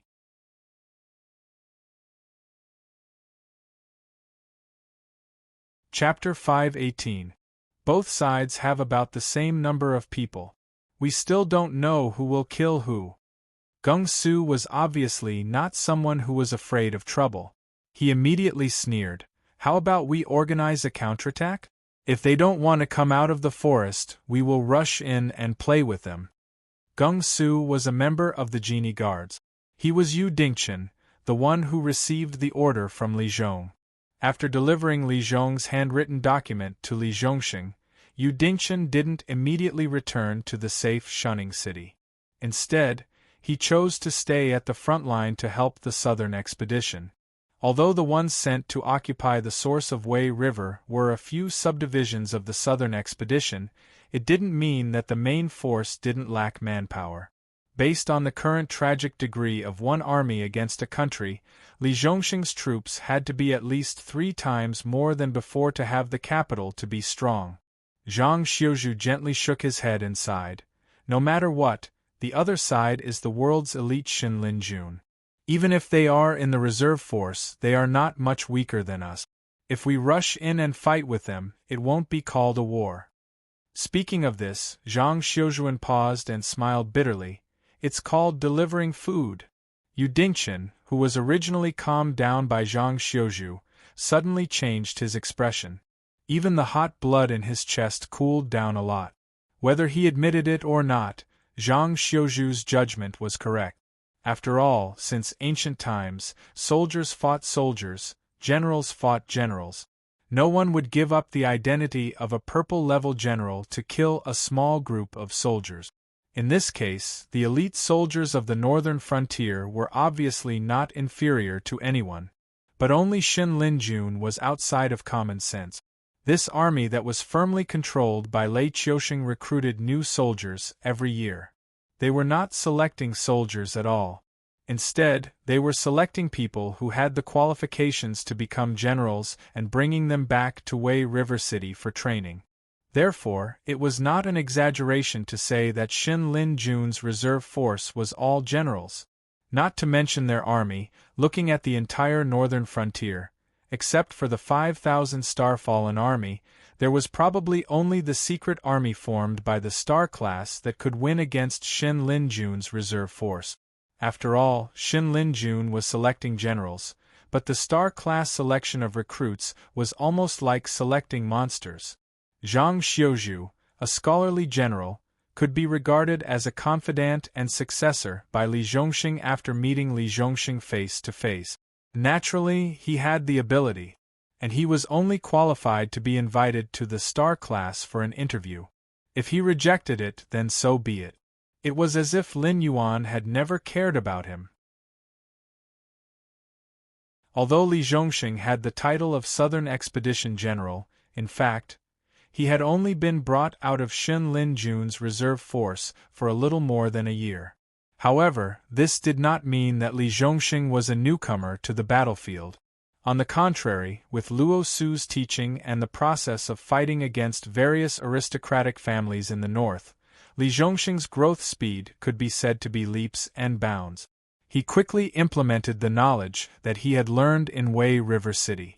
The current Li Zhongxing could not be said to be a famous general who could move unhindered in the world, but his level was not inferior to veteran generals who had fought hundreds of battles on the battlefield. Just based on this point, one could tell what kind of monsters were in the Star class, not to mention those talented generals that Lin Yuan had focused on recruiting.